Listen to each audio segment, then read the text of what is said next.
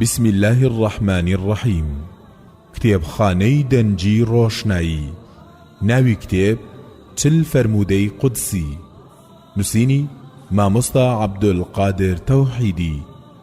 خوێندنەوەی هێمن تۆفیق گەردی. مۆنتاژ و کارە دەنجەکان ڕێبین کازم محەممەد. پێداچوونەوەی تۆماری ڤیان حەمید عوسمان.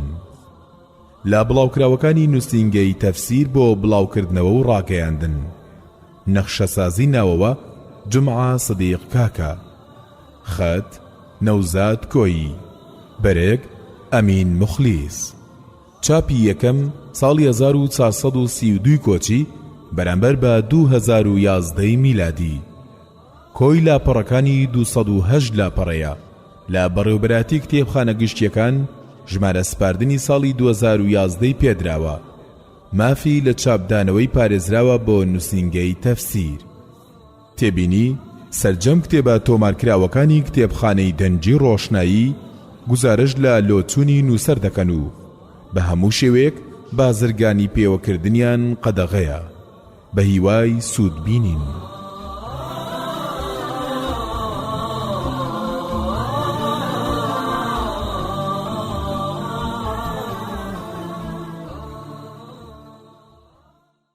پێشکەش بێ بە گیانی پڕخەیر و بەرەکەتی پێغەمبەری ئازیزمان صلی الله عليه وسلم، بە گیانی باوک و دایکێ کە زۆر تامەزرۆ بوون بۆ گەیشتنی ڕۆڵەکانیان بە پلەی زانیاری ئاینی. پێشکەش بێ بە هەموو ئەو براو خوشکانەی کە گیانی خۆیان لە پێناو خواناسی و گەیاندنی ئایندا فیدا کردووە و دەیکەن.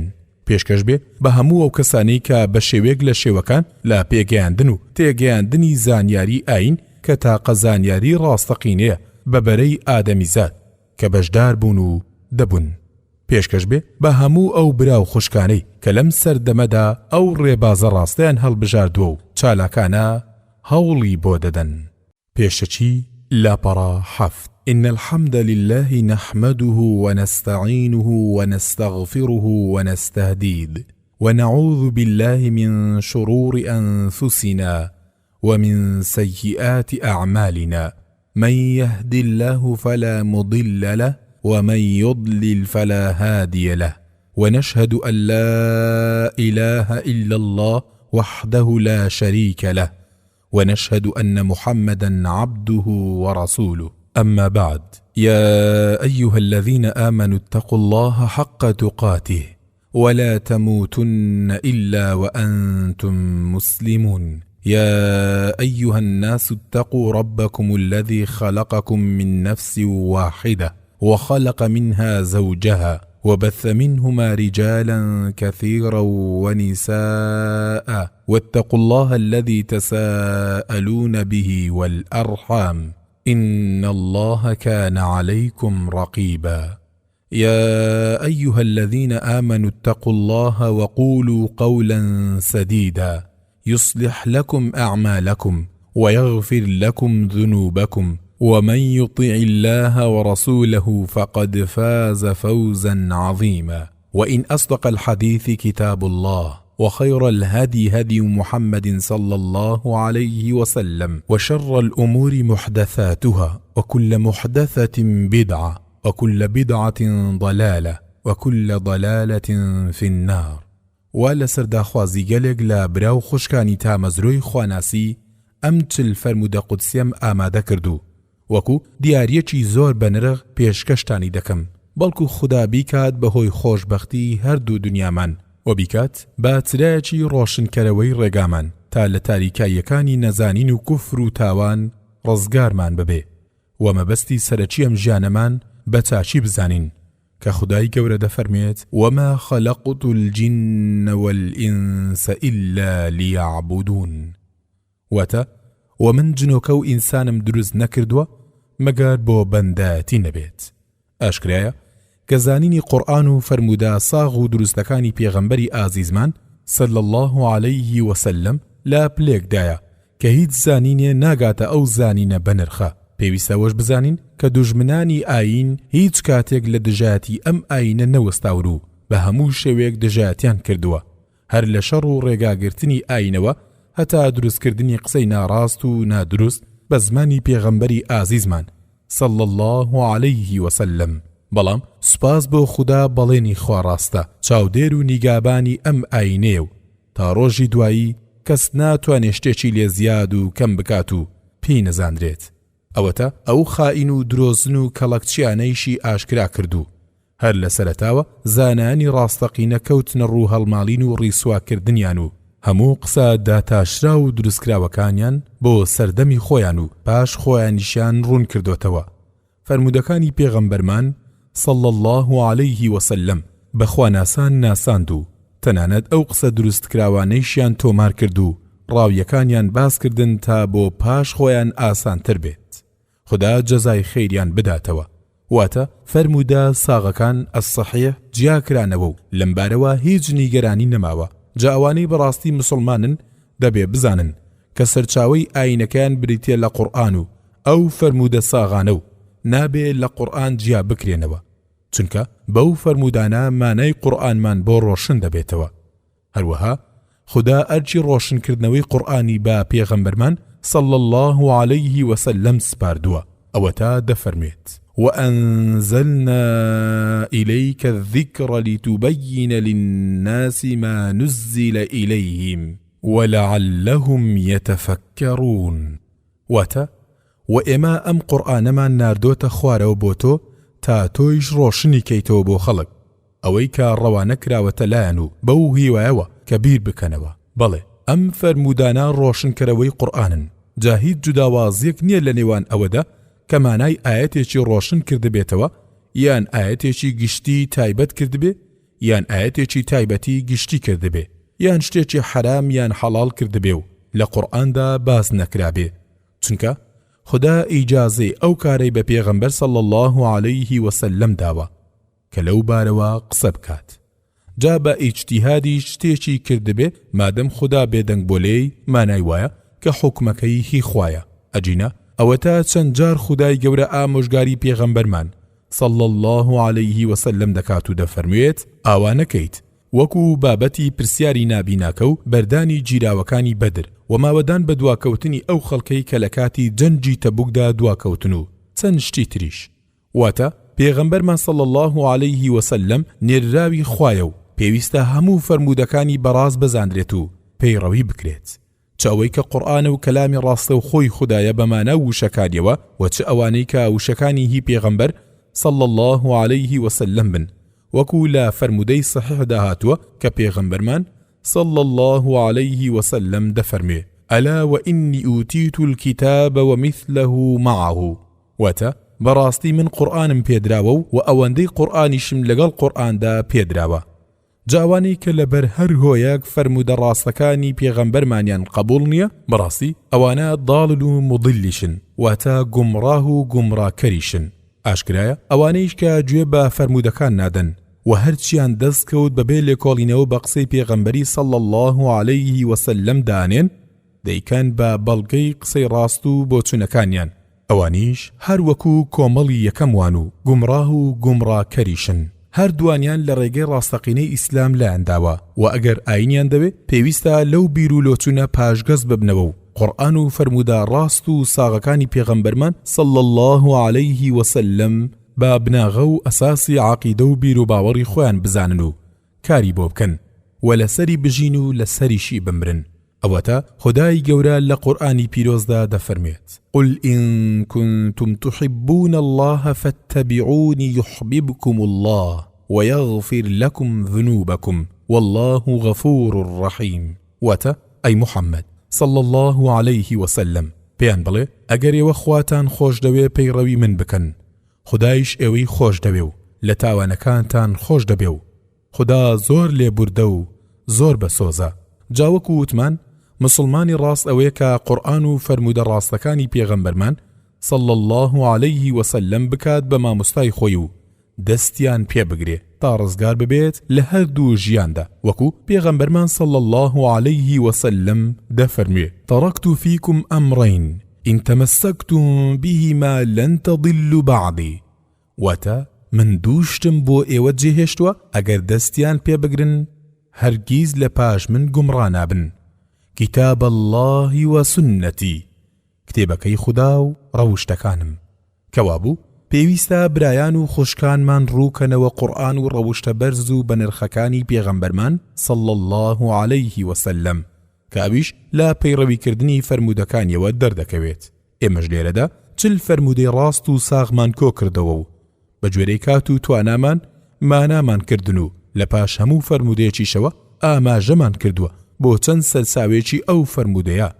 هیوادارین براو خوشکانمان لەبەریان بکەن و توێشێکی پاشە ڕۆژیان پێپەیدا بکەن و ئێمەیش لە نزای خەیر بێبەش نەکەن. ئێمە لەمانەی ئەم فەرمودانەدا 109 فەرمودەی ترمان نووسیوە کە لە پاشدا بە گوێرەی ئەلف با لە ئاخری کتێبەکەدا ئاماژە بۆ خۆیان و لاپەڕەکانیان دەکەین و ئەوەی کە ڕیوایەتەکەی نەنووسراوە مەگەر نەزانرابێت ئەجینە دەنووسرێت بۆ ئەوەی ئێوەی ئازیز بە ئاسانی بتوانن فەرمودەی پێویستی خۆی بدۆزنەوە.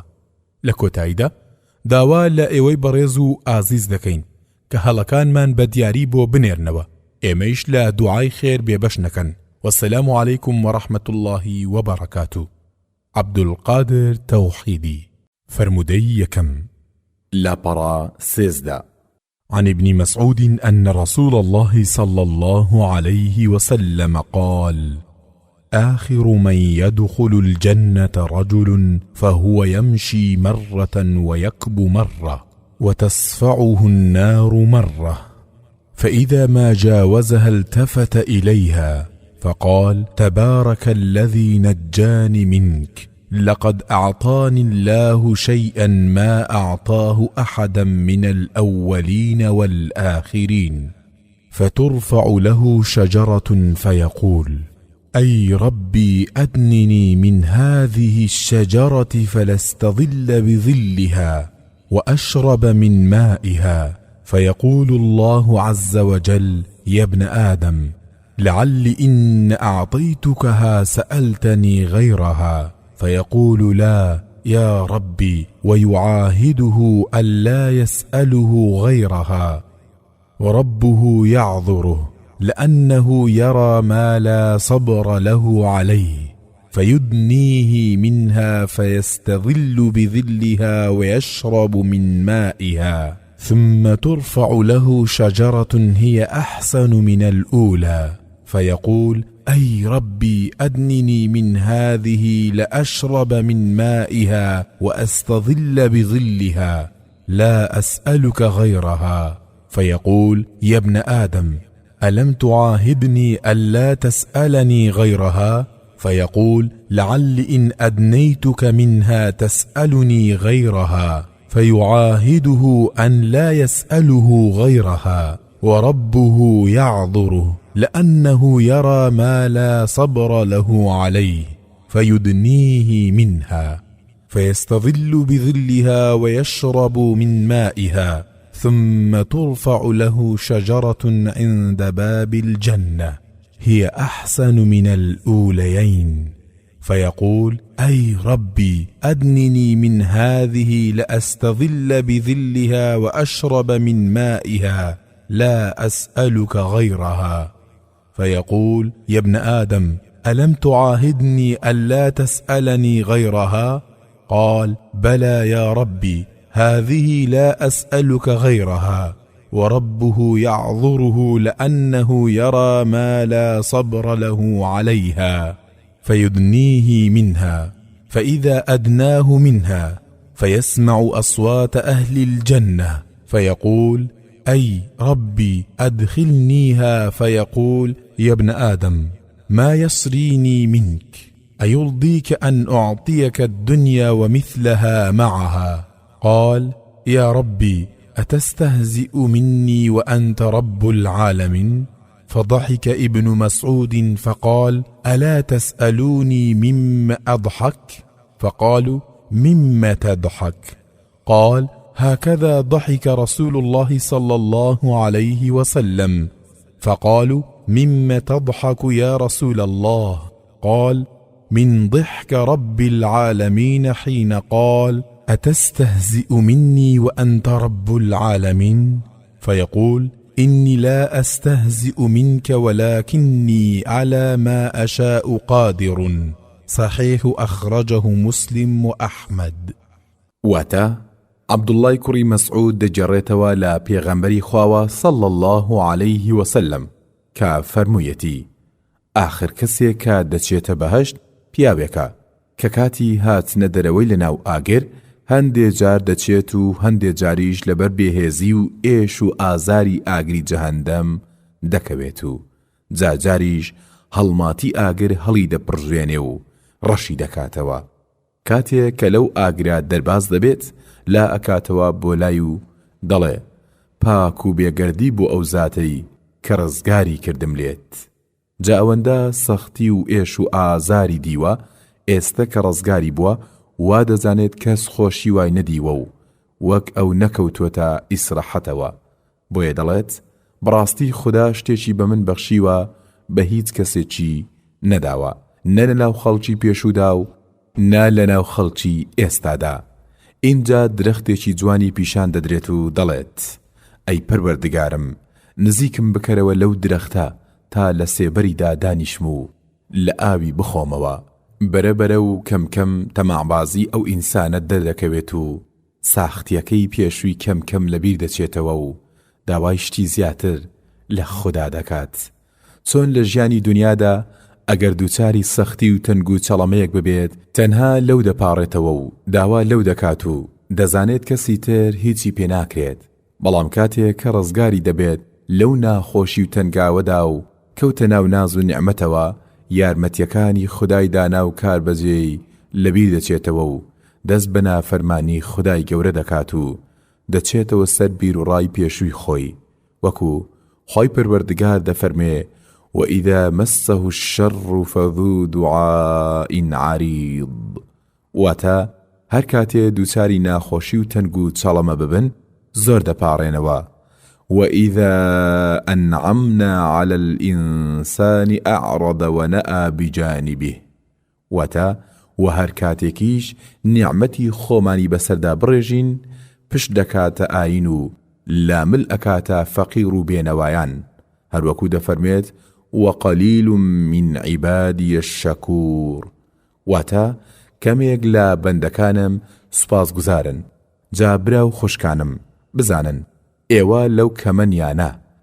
جا ئەو دەرچووە لە ئاگری جەهەنەم و ئێستا داوای سێبەری ئەو درەختە و ئاوە خۆشەکەی دەکات و خۆی گەورەی خاوەن شکۆیش دەفەرمێت ئەی کوڕی ئادەم لەوانەیە ئەگەر ئەویشت پێ بدەم هێشتا هەر داوای شتی زیاترم لێ بکەیت.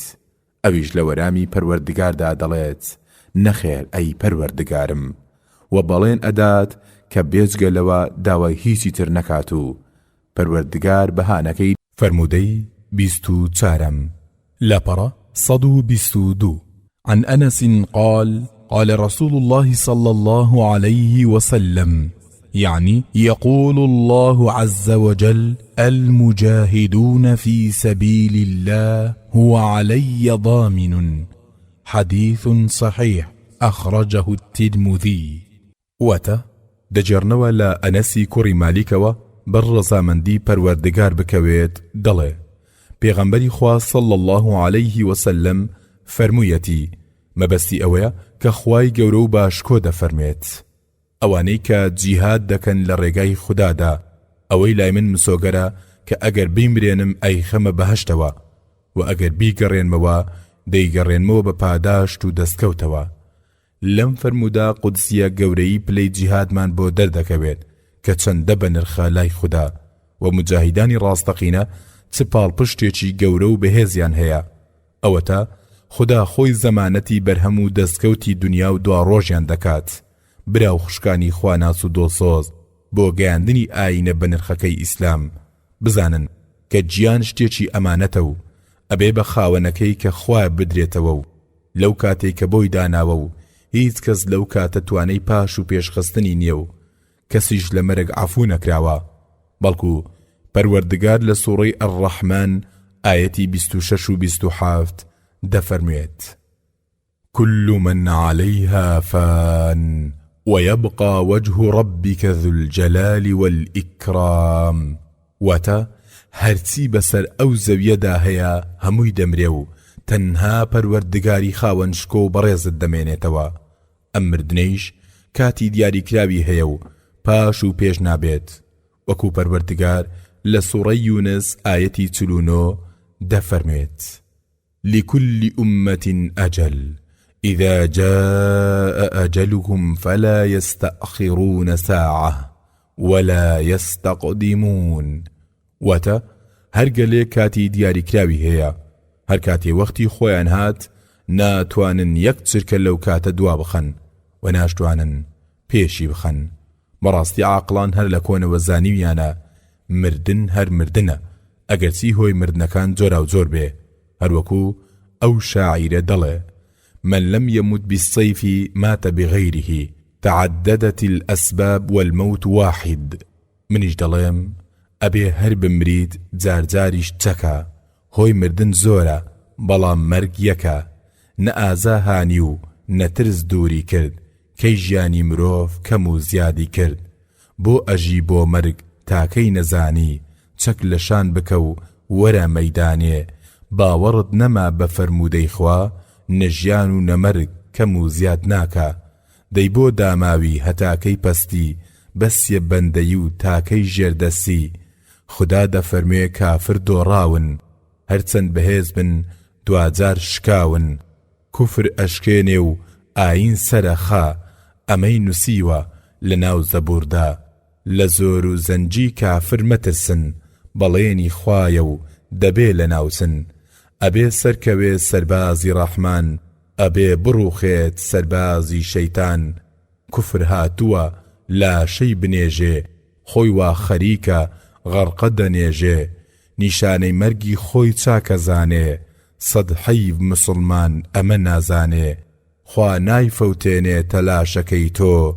یان سەرکەوتنە و دەستکەوت ئەبەی تۆ یان گیان نەفرۆشی بەوەی پێی داوی جێگات بەهەشتە و سەد پلەی ناوی ئەی ئەبێ ئەوان چاوەڕێی چی بن بێزگە سەرشۆڕی و ڕوخان و مردن ئەو جا لێدانە و سزایە و نەفرین ئاویان زوخاوە و شادیان گرین بچووک نەفرینی گەورەی خۆی دەکا گەورەی شەروەها لعنەت لەو دەکا ئەو دەڵێ تۆ بوویت منت فریودا ئەم دەڵێ تۆ بوویت منت هەڵدێرا هەردوو هەڕەشە لە یەکتر دەکەن هەردوو یەکتری تاوانبار دەکەن چ سوودێک دەکەن لەو بێزاریە خۆ ڕزگار نابن دەردیان کاریە حەق فەرمووی بەوان نەکەن قسە و باس ئاگرە جێتان ناتان بێ خەڵاس قاڵی ئەمڕۆتان قاڵی پاشدزە کامتان گەورە بوون زیاتر سەرکزە نەما ئەو ڕۆژەی سینگ دەرپەڕێنی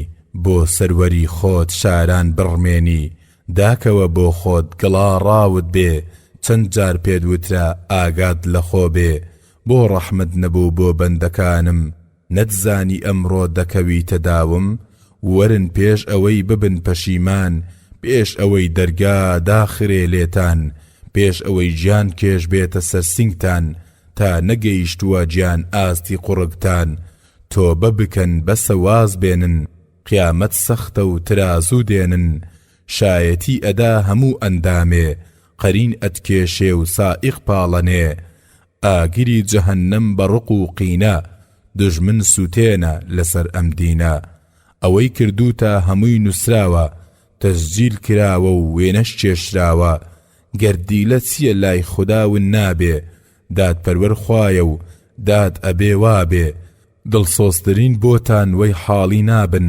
مردن میوانە و لێی ڕزگار نابن لە چاو خۆتانە وا سەیرمان مەکەن ڕاستیمان لایە و خۆتان جێل مەکەن بەرەو شەخص ناسین قەت بانگتان ناکەم بەرەو خۆت ناسین داوەتتان دەکەم هەرکەس خۆی ناسی خوای شیە ناسێ بێ ئیرادەی ئەو بۆی ناکرێ باسێ نەهاتنی دنیات نەماڵ ئاوایی نەبەرزی و نزمی جابۆ داماوی هاتنی دنیات بۆ ئیمتیحانە تا لە قیامەت نەتبێ بەهانە تا گەنجی مەستی تا پیری سستی ئەیکەی کاتی دێ خدا پەرستی دۆست و دژمنت بە یەک مەزانە پەیڕەوی دژمن کاری نەزانە شەیطان دژمنتە چاچی بناسە جەنجی لەگەڵتا تا دوا هەناسە سڵاوت لێبێ لاوی بەوەفا نائومێت نەبیت لە لوتفی خدا خدا غەفارە و ڕەحیمە و ڕەحمان، یارمەتی دەرە و دۆستی خواناسان،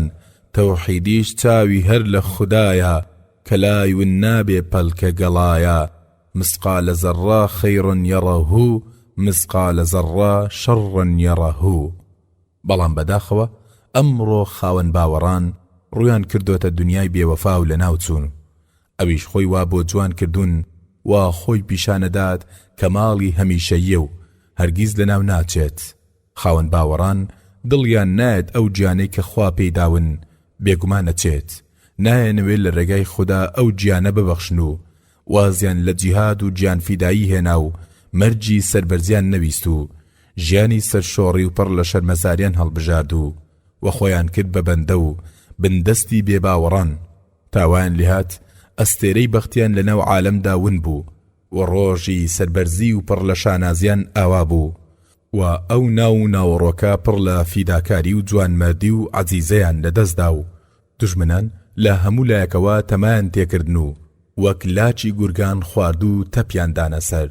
لە ئیسلام هەر ناو ماوە و لە ئاین هەروێنە بۆکوێ ڕۆیشتون چیان لێهات وڵاتە ئیسلامیەکان و زەویەپان و بەرینەکەی کە بە هەور ئەوترا بۆکوێ بچی بەرووبوومەکەت بۆ لای من دێ. بەڵێ داگیرکەرانی چاوچنۆک داگیریان کردن و هەموو خەیر و بەیرێکیان بەتاڵان بردن و وڵاتیان بەدەیان پارچەوە کردن و ئەوەی بێشەرمی بوو بەسەری مسلمانانیان هێنا. بۆکوێ ڕۆیشت سوپای گەورەی سەمەرقەند و بوخارا؟ چی لێها سوپای سەرکەوتنەکانی ئەندەلوس؟ کا سوپا پیرۆزەکەی پاڵەوانی کورد سەلاح الدین؟ کوا سوپا قارەمانەکەی قوستنطەنیە؟ لا حول ولا قوة إلا بالله. ئەی باوەڕداران و ئەی پێی ڕەوانی سەرداری عالم صلى الله عليه وسلم، هۆشکەنەوە و ڕاپەرن برا و خوشکانتان لە چیچان و بۆسنە و هەرسک و فلیپین و فەڵەستین کە قیبلەی یەکەمی مسلمانانە چاوەنوارتانن. ئەی ڕۆڵە قارەمان و نەبەزەکەی گەلی کورد، ئەینەوەی قارەمانی لەبیر نەچوو سەلاح الدین، هەموو چاوەنواری سەلاح الدینێکی ترن. ئەوە بەڵێنی خوایە و زامنی سەربەرزی و دەستکەوتی دنیا و دواڕۆشتانە. ئەگەر گەڕانەوە لە پاش جیهاد پاداشتە و دەستکەوت و ئەگەر شەهیدیش بوون لێ خۆشبوونە و بەهەشت، وەکو تازە شەهید کرابن و بۆنی خوێنەکەتان وەکو میسک وایە لەو مەیدانەدا و لەو کاتەدا وەکو پێغەمبەرمان صلى الله عليه وسلم دەفەرمێت سوێن بەو کەسەی گیانی محەممەدی صلى الله عليه وسلم بەدەستا. هیچ برینێک نییە کە لە ڕێگای خوددادا کرابێ مەگەر لە ڕۆژی دواییدا دێت هەر وەکو ئەو کاتێک کە بریندار کراوە. ڕەنگەکەی ڕەنجی خوێنە و بۆنەکەی میسکە. سوێن بەو کەسەی کە گیانی محەممەدی بەدەستا صلى الله عليه وسلم. ئەگەر بۆ مسلمانان سەخت نەبوایە هەرگیز لە هیچ دەستەیەکی جیهادی ڕێگای خوددا دوانە دەکەوتم. بەڵام دەسەڵاتی وڵاغی سواریم نییە بۆ هەمویان و ئەوانیش خۆیان دەسەڵاتیان نییە و سۆریان پێ ناخۆشیشە کە لەگەڵ مندا دەرنەچن بۆ جیهاد. سوێن بەو کەسەی کە گیانی منی بەدەستە پێم خۆشە جیهاد بکەم لە ڕێگەی خوددادا و بکوژرێم، لە پاشا هەم جیهاد بکەم و بکوژرێم، لە پاشا هەم جیهاد بکەم و بکوژرێم.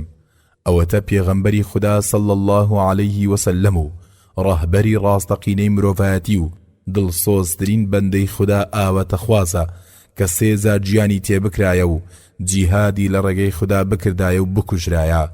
بەڵام لەم سەردەمەدا کە سەردەمی نەمانی زانیاری ڕاستەقینەیە واتە عیلم التەوحید، چەندین دەستە و پارتی بەناو ئیسلامەوە خەڵکی لە جیهاد سار دەکەنەوە و لە ترسی دژمنانی خوددا ئاەتی قورئان و فەرمودە جیهادیەکانی پێغەمبەری ئازیزمان صلى الله عليه وسلم دەشارنەوە و بەناو ئیسلامەوە دەژین و ڕاستیەکانی ئیسلام لە خەڵک دەشارنەوە و لاوەکانمان چەواشە دەکەن.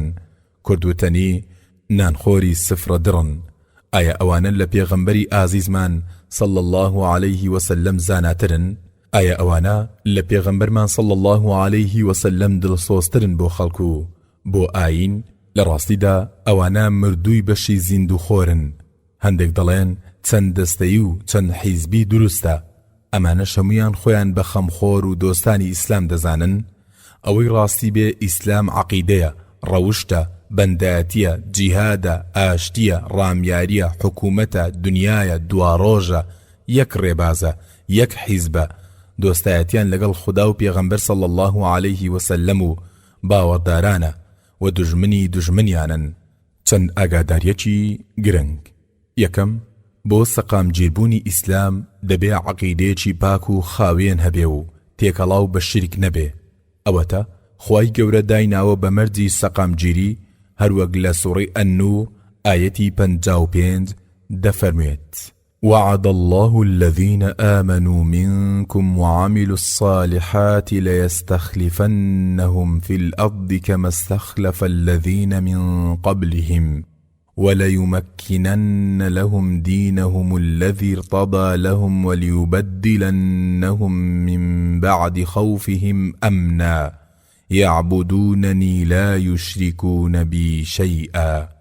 واتا خوا بەڵێنی داوە بەوانەی کە باوەڕیان هێناوە و کردداری چاکەیان ئەنجام داوە کە سەقامگیریان بکات لە زەویدا وەکو چۆن سەقامگیری کرد ئەوانەی پێش ئەوان، و دای دەمەزرێنێ بۆیان ئەو ئاینەی کە هەڵی بژاردوو بۆیان ئیسلام و ترسەکانیان دەگۆڕێ بە ئاسایش و هێمنی بەو مەرجەی کە من بپەرستن. هیچ هاوبەشێکم بۆ دانەنێن. دەی ئەگەر بەڕاستی ئەمانەوێ ئاینی خوددا سەقامگیر بێ بۆمان، با خۆمان و خاو و خێزان و کۆمەڵەکەمان بە چاچی خوددا بناسین و هاوبەشی بۆ دروست نەکەین، چونکە ئەمە بەهێزترینی هۆیەکانی سەرکەوتن و دامەزراندنی ئاین و سەقامگیری و هێمنی مسلمانانە لەسەر زەویدا و پێچەوانەکەشی گەورەترین هۆی لە ناوچوون و شکاندن و سەرشۆڕیمانە، وەکو ئەمڕۆ کە بە چاوی خۆمان دەیبینین و بە لەشمان هەستی پێدەکەین، هەروەکو لە ئایەتی 7 سوڕەی محەممەددا دەفەرموێت: إن تنصروا الله ينصركم ويثبت أقدامكم. واتە ئەگەر ئێوە یارمەتی خوددا بکەن، یارمەتی خوددا بە بەندایەتی و گوێڕایەلی و یەکتاپەرستیە. خوایش یارمەتی ئێوە دەدات و سەرتان دەخات بەسەر دژمنانی خوددا و خۆتاندا. بەڕاستی ئەمە خاڵێکی زۆر گرنگە و پێویستە بانگەوازکردنی ڕێگای ئاین زۆر نرخی پێ بدەن و بزانن کە پێغەمبەرمان صلی الله عليه وسلم 13 ساڵ هەر خەریکی پتەوکردنی عەقیدە و پاکردنی بۆ لە شرک. ئاینی بێ حکم هیچ سوودێ نادا، حکمی بێ ئاین گەل بە بادەدا. دووەم، جیهاد پێویستە لەبەر ئەمانەی خوارەوە. ئەلیف، چونکە خوددا فەرمانی پێکردوین و ئەوی بە ڕێگای گۆڕاندنی خراپە بە چاکە داناوە و پێویستی کردووە لەسەرمان و نابێ ملت جڕەی تێدا بکەین و خۆمانی لێ حەشار بدەین، هەروەکو پەروەردگار لە سوڕەی ئەلبەقەرە ئایەتی 216 دەفەرمێت: كتب عليكم القتال وهو كره لكم وعسى أن تكرهوا شيئا وهو خير لكم وعسى أن تحبوا شيئا وهو شر لكم والله يعلم وأنتم لا تعلمون. واتا فرض کراوە لەسەرتان شەڕکردن بۆ سەقامگیری ئاینی خوددا. ئێوە پێتان ناخۆش و ناڕاحەتە هەر ئەوە چاک بێ بۆتان، و نزیکەوەی کە ئێوە پێتان خۆشە هەر ئەوە زیانی بێ بۆتان، و خوددا دەزانێ ئێوە نازانن. بەڵێ ئێمە شەڕمان بەلاوە ناخۆشە لەبەر ئەو شتانەی کە لە پاش شەڕ ئەلقیتال ڕوودەدات، وەکو برینداری و لە دەستدانی خۆشەویست و ماڵ و سامان. بەڵام ئەوە سوودێکی گەورەی تێدایە بەهۆی ئەو ئاکامەی کە لە پاشدا بەدەست مسلمانان دەکەوێ لە سەرکەوتنی و پاراستنی ماڵ و ناموسی سەدان ملیۆن مسلمان و پاراستنی سامانی گەل و وڵاتی ئیسلامی و سەربەرزی مسلمانان، سەرڕای پاداشتی ڕۆژی دوایی کە هەندێکی لە فەرمودەکەدا باس کراوە. جابا ئەوانەی کەوا ناحەزن بەم قسەیە پێمان بڵێن چی جوداوازیەک هەیە لە نێوان كتب عليكم القتال و كتب عليكم الصيامدا، بۆ بە ڕۆژوگرتنەکە هیچ کەس قسە ناکات و هەمیان بەلایەنەوە فەرزە و پێویستە، بەڵام شەڕکردنەکەیان بەلاوە شتێشی ناحەزە و نابێ باسی بکەین. ئایا ئێوە زانان یاخود خوددا؟ ڕاستی فەرموو پەروەردگار کە لە سوڕەی ئەلبەقەرە ئایەتی 246 دەفەرمێت: فلما كتب عليهم القتال تولوا إلا قليلا منهم والله عليم بالظالمين. واتا كاتي شر فرسكرا لسريان پشتیان تێکرد بێجگەل لە کەمێک نەبێ، و خوا زانیاری هەیە بەسەر ستەمکاراندا، و دەیان ئاەتی تر لەم بارەوە هەیە و ئێمە لەبەر کورتکردنەوەی باسەکەمان نایەنووسین بە چونکە ئەگەر ڕێگای جیهاد نەگرین بمانێوە و نەمانەوێ دەکەوینە داوی بەندایەتی و سەرشۆڕی و لە ناوچوونی گیان و ماڵ و ناموسی مسلمانان. هەروەکو پەروەردگار لە سوڕی ئەت-تەوبە ئاەتی 39 دەفەرموێت: إلا تنفروا يعذبكم عذابا أليما ويستبدل قوما غيركم ولا تضروه شيئا. واتە ئەگەر دەرنەچن بۆ جیهاد خوا سزایەکی دەردناکتان نەداتێ و ئێوە دەگۆڕێتەوە بەگەلێکی تر و ئێوە هیچ زیانێک لە خوددا ناکەن. هەروەکو پێغەمبەرمان صلی الله عليه وسلم فەرموویەتی: ما ترك قوم الجهاد إلا عمهم الله بالعذاب. واتا هیچ گەلێک واز لە جیهاد ناهێنێ ئەگەر وازی لێهێنا خوددا هەمیان دووچاری سزا دەکات. دەی ئەوەی بە چاوی خۆمان دەیبینین و بە گوێی خۆمان دەیبیسین سزای دنیایە، ئەی ئەبێ سزای دوا ڕۆژ چۆن بێ؟ جا بۆ ڕزگاربوون لەو سزا و شەرمەندەیانە پێویستە شەڕکردن هەبێ، بەڵام لەبەر ئەوەی کە شەڕ لەبەر خۆی واجب نەکراوە بەڵکو لەبەر دابینکردنی گیان و سامان و ناموس و لەسەر هەمویانەوە ئاینی مسلمانانە، بۆیە پێویستە پێشەچی ئامادەیی بۆ بکرێت لە هێز و لە چەک و بە گوێرەی توانای مسلمانان، وەکو پەروەردگار لە سوڕەی ئەل-ئەنفال ئاەتی 60 دەفەرموێت: وأعدوا لهم ما استطعتم من قوة ومن رباط الخيل ترهبون به عدو الله وعدوكم وآخرين من دونهم لا تعلمونهم الله يعلمهم وما تنفقوا من شيء في سبيل الله يوفى إليكم وأنتم لا تظلمون. واتا خۆتان ئامادە بکەن بەو شتەی کە لە تواناتاندا هەیە لە ماڵ و لە هێز و لە چەک و چۆڵە و ئامادەکردنی چارەوەی چاک بۆ ئەوەی دوژمنانی خوددا و خۆتانی پێ بترسێنن و کەسانێک کە ئێوە پێیان نازانن چ منافقانی ناوڕێزی مسلمانان بێ و چ باوەڕانێکی هاوپەیمانی نیەت پیس بێ کە ئێوە پێیان نازانن و خوا پێیان دەزانێ و هەر شتێک ببەخشن لە ڕێگەی خوددادا خوددا پاداشتان دەداتەوە و ئێوە هیچ ستەمێکتان لێ ناکرێت، نە لەلایەنی خواوە بۆ پاداش و نە لەلایەن ستەمکارانەوە. ئەگەر ئابە و شێوەیە ئامادە بووین ئەجینا وەک ئەمڕۆ دەبین. عوقبەی کوڕی عامیر دەڵێ بیستم لە پێغەمبەری خواوە صلی الله عليه وسلم فەرمووی: ألا إن القوة الرمي ألا إن القوة الرمي ألا إن القوة الرمي. واتە ئاگادار بن مەبەست لە قووەت لەو ئاەتەدا تیراندازیە.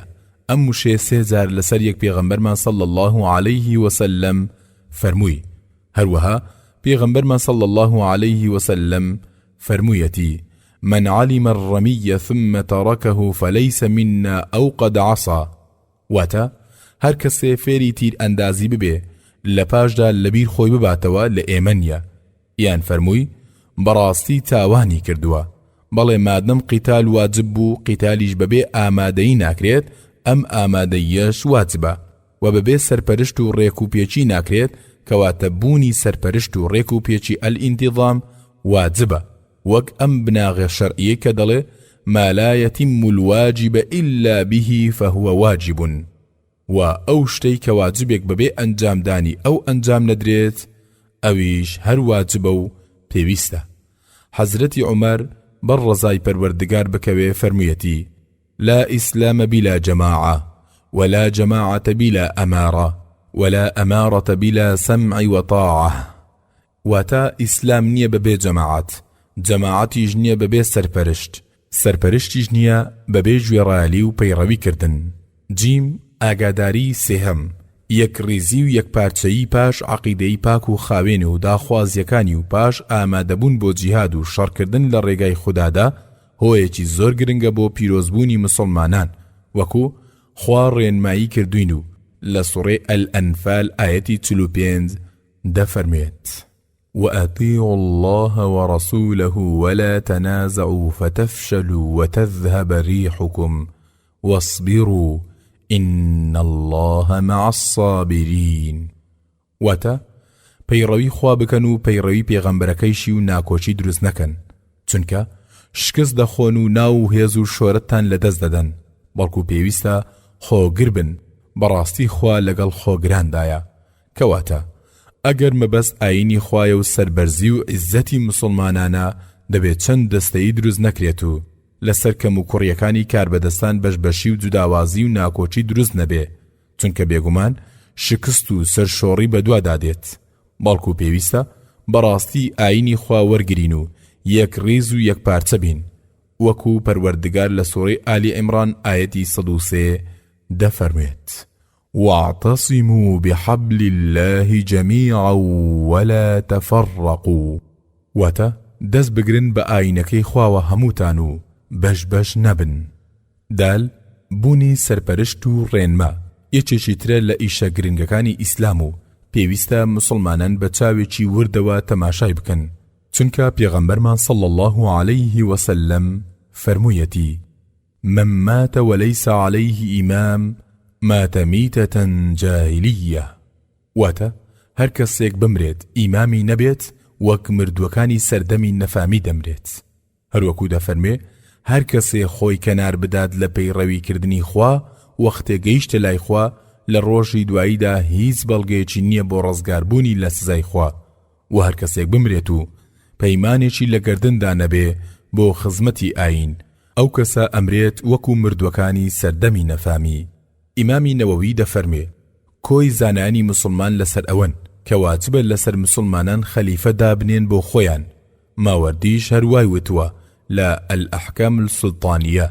هەیثەمیش دەڵێ بزانن بەڕاستی یارەکان ڕەزای پەروەردگاریان لەسەر بێ یەک قسە بوون لەسەرەوەی کە دانانی ئیمام دوای نەمانی زمانی پێغەمبەرایەتی پێویست و واجبە، بەڵکو بە گرنگترین پێویستیان زانیوە بە شێوەیە پێشەچی بەوەوە خەریک بوون نەک شاردنەوەی پێغەمبەری خوددا صلى الله عليه وسلم. ها ئیبن تەیمیە دەڵێ پێویستە بزاندرێت کە سەرپەرشتیکردنی کاروباری خەڵک لە گەورەترین پێویستیەکانی ئەلواجباتی ئاینیە، بەڵکو ئاین ناوەستێت مەگەر بەو سەرپەرشتیە. قورتوبی لە تەفسیری ئاەتی ئینی جاعیل فی الئەرض خەلیفەدا دەڵێ هیچ ناکۆچێک نییە لە واجببوونیدا. دانانی پێشەوا و جێنشین کە گوێڕایەلی بکرێ و پەیڕەوی بکرێ نە لە نێوانگەلی مسلمانان و لە ناو پێشەوایاندا. لەم بارەوە دەیان بەڵگەیتر هەیە و لەبەر کەمی وەخت واز لە نووسینیان دەهێنین. کۆ دەڵێ کەسە ئەلفێ بەسە. تێبینی وشەی جیهاد لەو وشە گشتیانەیە کە شەریعەتی ئیسلام لە بەکارهێنانی دابوچوشی دەکاتەوە و تایبەتی دەکات بە شتێکەوە وەکو وشەی سەڵات کە لە لوغەتدا بەمانای دوعا و نزایە، بەڵام شەریعەتی ئیسلام دایناوە بۆ ئەو بەندایەتیە تایبەتیە کە نوێژە. وشەی زەکات بەمانەی نەشونماکردن یان پاک و خاوێنکردنەوەیە، بەڵام شەریعەت بەکاری هێناوە بۆ ئەو ڕوکنە ناسراوەی ئیسلام کە بریتێ لە سەرفکردنی کەمێکی دیاری لە هەموو جۆرەکانی ماڵ یان لە زۆربەی بۆ ئەو هەشتاقمەی کە دیاری کراوە. جاوشەی جیهادیش لە لوغەتدا بەمانای بەکارهێنانی ئەوەی کە لە توانادا هەیە بۆ بەرگری لە نێوان دوو لایەندا ئەگەرچی بەدانانیش بێ. جائیتر ئەگونجێ کە ئەو خەرجکردنی توانایە لە ئیشێشی دیاریدا بێ، چەک یان بێچەک، بە ماڵ یان بێماڵ، ئەگونجێ هەر بە قسە بێ. هەندێ جاریش بەکارهێنانی ئەو توانایە بە خۆگرتنەوە لە کردار یان قسەیە کە خودا پێی ناخۆشە. ڕوونتر بڵێین وشەی جیهاد لە بابی مفاعلەیە و بۆ مشارەکەیە. جائیتر ئەو لایەنەکەی تر نەفس یان شەیطان یان سنوور بەزێنان یان بێباوەڕ و کافران بێ، واتە هەمیشە لە بەرامبەری باوەڕدارەوە یەکێک یان زیاتر لەوانە هەیە. دەشگونجێ ئەو جیهادە لە ڕێگای خودا بێ یان لە ڕێگای شەیطاندا بێ. وەکو نەیسابوری دەڵێ جیهاد سەرفکردنی توانایە بۆ پەیداکردنی مەبەست، چ مەبەستی خوا بێ یان دژی خوا. ئەوە تا قورئان وشەی جیهادی بەکارهێناوە بۆ ئەو کەسانەی کە بەرگری خاوەن باوەڕان دەکەن لە باوەڕهێنان، وەکو ئایەتی 8 ئەلعنکەبوت و ئایەتی 15 لوقمان. وئین جاهەداکە، ئەگەر باوک و دایک هەوڵیاندا، ئینجا شەریعەتی ئیسلام ئەم وشەی هێناوە و تایبەتی کردووە بە جەنگ لە ڕێگای خودادا، بەکارهێنانی تواناییە بۆ جەنگکردن لە ڕێگای خوادا، و ئەم مانایە مەبەستە لە دەقی ئاەتە مەدینەیەکاندا و لە فەرمودەکانی پێغەمبەرماندا صلى الله عليه وسلم، واتە کەوترا فی سەبیل الله، واتە جیهاد لە ڕێگای خوادا. ووشەی جیهاد لا 5 ئاەت لە سوورەتە مەکیەکاندا هاتووە کە سیانیان لە سوورەتی ئەلعنکەبوت ئاەتی 6 و 8 و 69 و یەکێکیان لە سوورەتی لوقمان ئاەتی 15 کە بە مانای لوغەتی مانا ئەکرێن و پێنجەمیان ئاەتی 110 سوورەتی ئەننەحلە کە تەفسیر زانان بە مانا شەرعیەکەی دەزانن و دەڵێن ئەم ئاەتە لە مەدینە هاتووەتە خوارەوە. شانی باسە وشەی جیهاد 26,000 لە سوورەتە مەدینەیەکاندا هاتووە کە زۆربیان بە مانا شەرعیەکانە و مەبەست جەنگە لە ڕێگای خوادا و نابێ لەو مانایە لا بدرێن مەگەر بەڵگەی ڕۆشن هەبێ وەکو فەرمودەی فەفیهما فەجاهید. لێرەدا مەبەست مانا لوغەتەکەیە. جا ئەوانەی کە لا ئەدەن لەو مانا ڕۆشنە شەرعیە فی سەبیلیللا بۆ مانای لوغەتی زۆر بە هەڵەداچوون. خوا ئێمەش و ئەوانیش باشتر لە ئاینەکەی خۆی شارەزا بکات. ئامین.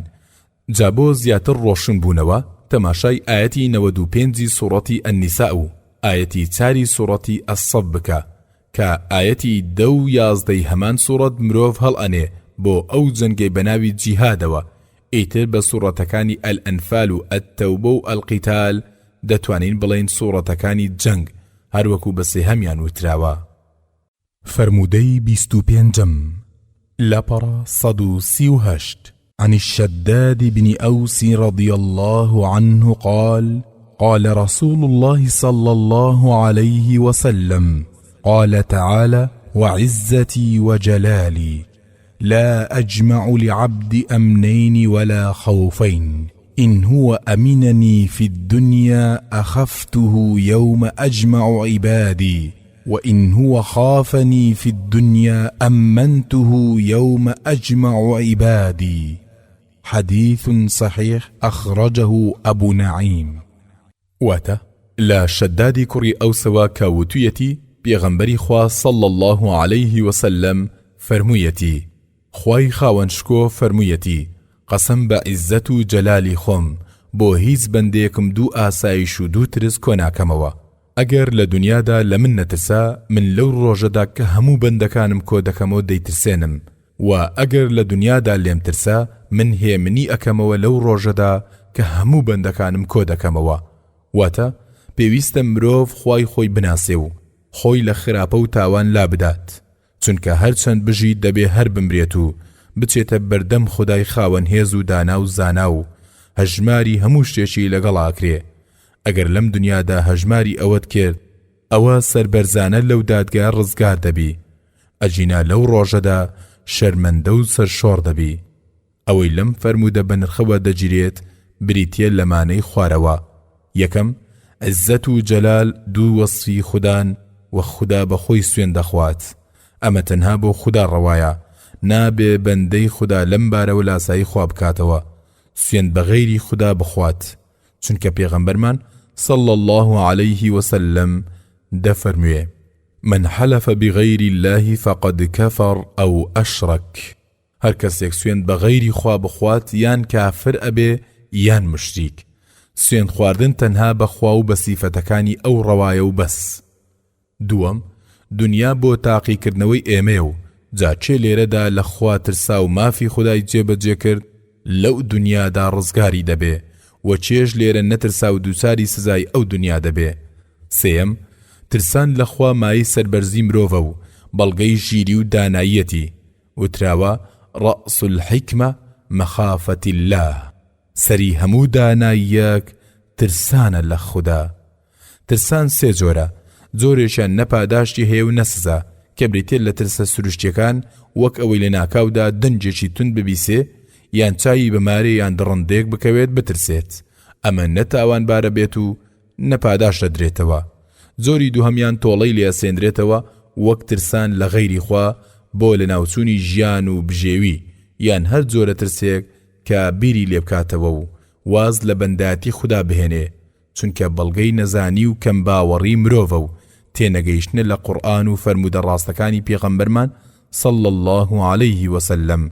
ئەجینە نەجیان و نەڕۆزی هیچ کامیان بەدەستکەس نەسپێراوە و تەنها خوا خۆی بڕیارەدات وەکو دەفەرمێت وفي السماء رزقكم وما توعدون. واتە لە ئاسمانەوەیە واتە لە خواوەی ڕۆزی ئێوە و کە بەڵێنتان پێدرێ. واتە ئەگەر ئەو ئیرادەی سوودیان زیان نەکات کەس ناتوانێت هیچ کامیان بکات. جاکەی ڕەوایە مرۆڤی ژیر لە کەسێک بترسێت کە هیچ توانایەکی لەو بارەوە نییە. ئەڵێن جارێکیان پادشایەک بە پیاوێکی چاچی وت هەرچیت پێویست بوو پێم ڕاگەێنە بۆت جێبەجێ دەکەم. ئەویش لە وەرامدا وتی پێویستی خۆم بە کەسێکی لە تۆ گەورەتر ڕاگەیاندووە. ئەگەر بۆم ئەنجام بدات سوپاسی دەکەم و ئەگەر ئەنجامی نەدات بە بڕیاری ئەو ڕازیم. خوایش لە سوورەی ئەلبەقەرە ئایەتی 150 دەفەرموێت فەلا تەخشەوهم وەخشەونی، واتە لە خەڵک مەترسن و لە من بترسن. هەر بۆیە وتراوە گەورەترین تاوان ترسە.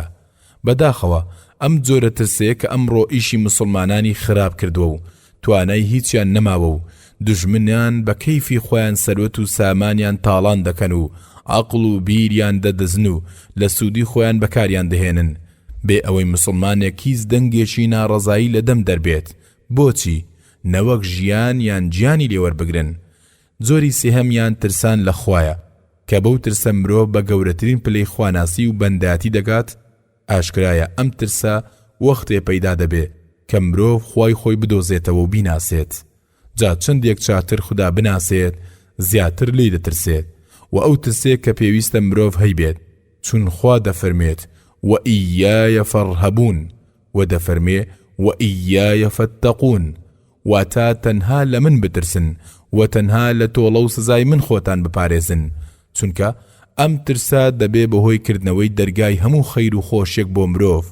وەکو پەروەردگار دەفەرمێت وَمَن يَتَّقِ اللَّهَ يَجْعَل لَّهُ مَخْرَجًا، واتە هەر کەسێک لە خوا بترسێت پەروەردگاریش ئیشەکانی بۆ ئاسان دەکات. و دەفەرمێت وَمَن يَتَّقِ اللَّهَ يُكَفِّرْ عَنْهُ سَيِّئَاتِهِ وَيُعْظِمْ لَهُ أَجْرًا، واتە هەر کەسێک لە خوا بترسێت خوا تاوانەکانی لەسەر لا ئەبات و پاداشی گەورەیشی ئەکات. هەروەها لە سوورەی ئەلئەنفال ئایەتی 29 دەفەرمێت يا أيها الذين آمنوا إن تتقوا الله يجعل لكم فرقانا ويكفر عنكم سيئاتكم ويغفر لكم والله ذو الفضل العظيم. واتا أي أواني كباورتان هناوا ئەگەر لە خوا بترسن خوا ڕێنمایەکی واتان دەکات کە بە چاچی ڕاست و ناڕاست لە یەکجیا بکەنەوە و تاوانەکانتان داپۆشێ و لێتان خۆشە بێ، وەخوا خاوەنی خەیر و چاکەی گەورەیە. هەروەها دەفەرمێت واتقوا الله لعلكم تفلحون، واتە لە خوا بترسن تا ڕزگار بن. و دەفەرمێت فاتقوا الله لعلكم تشكرون، واتە و لە خوا بترسن بۆ ئەوەی سوپاسگوزاری خوددا بکەن.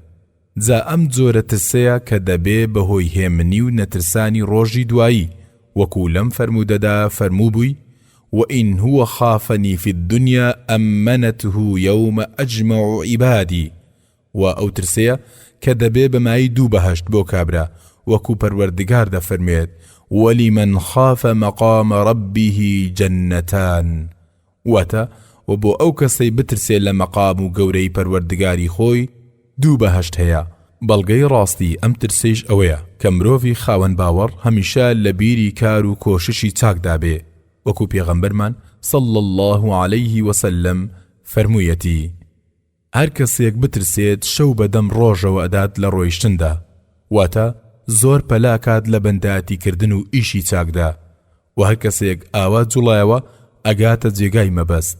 ئاگادار بن کەلوپەلەکەی خوا زۆر گرانە، ئاگادار بن کەلوپەلەکەی خوا بەهەشتە.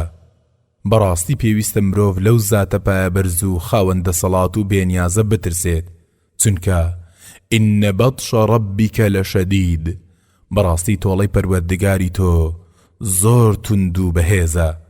بۆیە پێغەمبەری ئازیزمان صلی الله عليه وسلم دەفەرموێ لو تعلمون ما أعلم لضحكتم قليلا ولبكيتم كثيرا، واتا ئەگەر بزانن ئەوەی کە من ئەیزانم کەم پێدەکەنین و زۆر دەگریان. منیش دەڵێم اللهم إني أعوذ بك منك آمين. فرمودەی 26 لاپەڕە 143 عن أبي هريرة رضي الله عنه قال: قال رسول الله صلى الله عليه وسلم: إن الله عز وجل ليرفع الدرجة للعبد الصالح في الجنة فيقول: يا ربي أن لي هذه؟ فيقول: باستغفار ولدك لك. حديث حسن أخرجه أحمد في مسنده. واتە ئەبوو هوڕێرە خوا لێ ڕازی بێ دەڵێ پێغەمبەری خوا صلی الله عليه وسلم فەرموویەتی: بەڕاستی خودای بەدەسەڵات و باشکۆ پلەی بەندەی چاک بەرەبەرە بەرز دەکاتەوە لە بەهەشدا. ئەویش دەڵێ: ئەی پەروەردگارم، ئەمەم لەکوێوە بۆم هات؟ پەروەردگاریش دەفەرمێت: بەهۆی ئەوەی کە منداڵەکەت داوای لێخۆشبوونی بۆ کردیت. لەم فەرموودە بەنرخەوە دەردەکەوێت کە منداڵی باش نزا و چاکەی بە باوکی دەگات و دەبێ بەهۆی بەرزبوونەوەی پلەی باوکی لە بەهەشدا. وەکو لە فەرمودەیەکی تردا کە ئیمامی مسلم لە ئەبوو هوڕێرەوە بەیانی دەکات کە پێغەمبەرمان صلى الله عليه وسلم فەرموویەتی: إذا مات الإنسان انقطع عنه عمله إلا من ثلاثة: إلا من صدقة جارية أو علم ينتفع به أو ولد صالح يدعو له. واتە هەر کاتێ ئینسان مرد کۆتایی بە ئیشەکانی دێت مەگەر لە سێ ڕێگەوە. یەکەم چاکەیە کە لە پاش خۆی بمێنێتەوە، وەکو دروستکردنی مزگەوت و چارەخانە و قوتابخانە و پرد و ڕێگاوبان. دووهەم زانستێکی لێبەجێ مابێ کە پاش خۆی خەڵکی سوودی لێوەرگرن. سێهەم منداڵی باش کە پاش مەرجی خۆی دوعای خێری بۆ بکات. لەم فەرموودە بەنرخەوە ئەمانەی خوارەوە وەردەگیرێت. یەکەم پێویستە ئەولاد دوعای چاک بکات بۆ باوکی تا هەم جێگای باوکی خۆشتر ببێ و هەم بەڵگە بێ لەسەر بەوەفایی و چاچی ئەولادەکەیش سەبارەت بە باوکی. دووهەم بەڵگێ لەسەرەوە کە خاوەن باوەڕان پێش حەشر و کۆبوونەوە دەچنە بەهەشتەوە، بەڵام بە شێوەی باڵندەیەک وەکو لە فەرمودەی ڕازدا هاتووە. سێهەم بەهەش دروست کراوە وەکو ئاەتی 133 ئالی عیمران پەروەردگار دەفەرموێ: وسارعوا إلى مغفرة من ربكم وجنة عرضها السماوات والأرض أعدت للمتقين. واتە پەلەبکە بۆ لای لێخۆشبوون لەلایەن پەروەردگارتانەوە و بەهەشتێک کە پانیەکەی بە ئەندازەی ئاسمانان و زەویە ئامادەکراوە بۆ پارێزکاران. چوارەم باوکو و ئەولادی چاک سوود لە یەکتر دەبن، خراپ هەر خراپە و بێکەڵک. پێنجەم بەندەی چاک لە بەهەشدا قسە و گفتوگۆ لەگەڵ خودادا دەکات و وەکو لە فەرمودەی باوکی جابریشدا باس کراوە.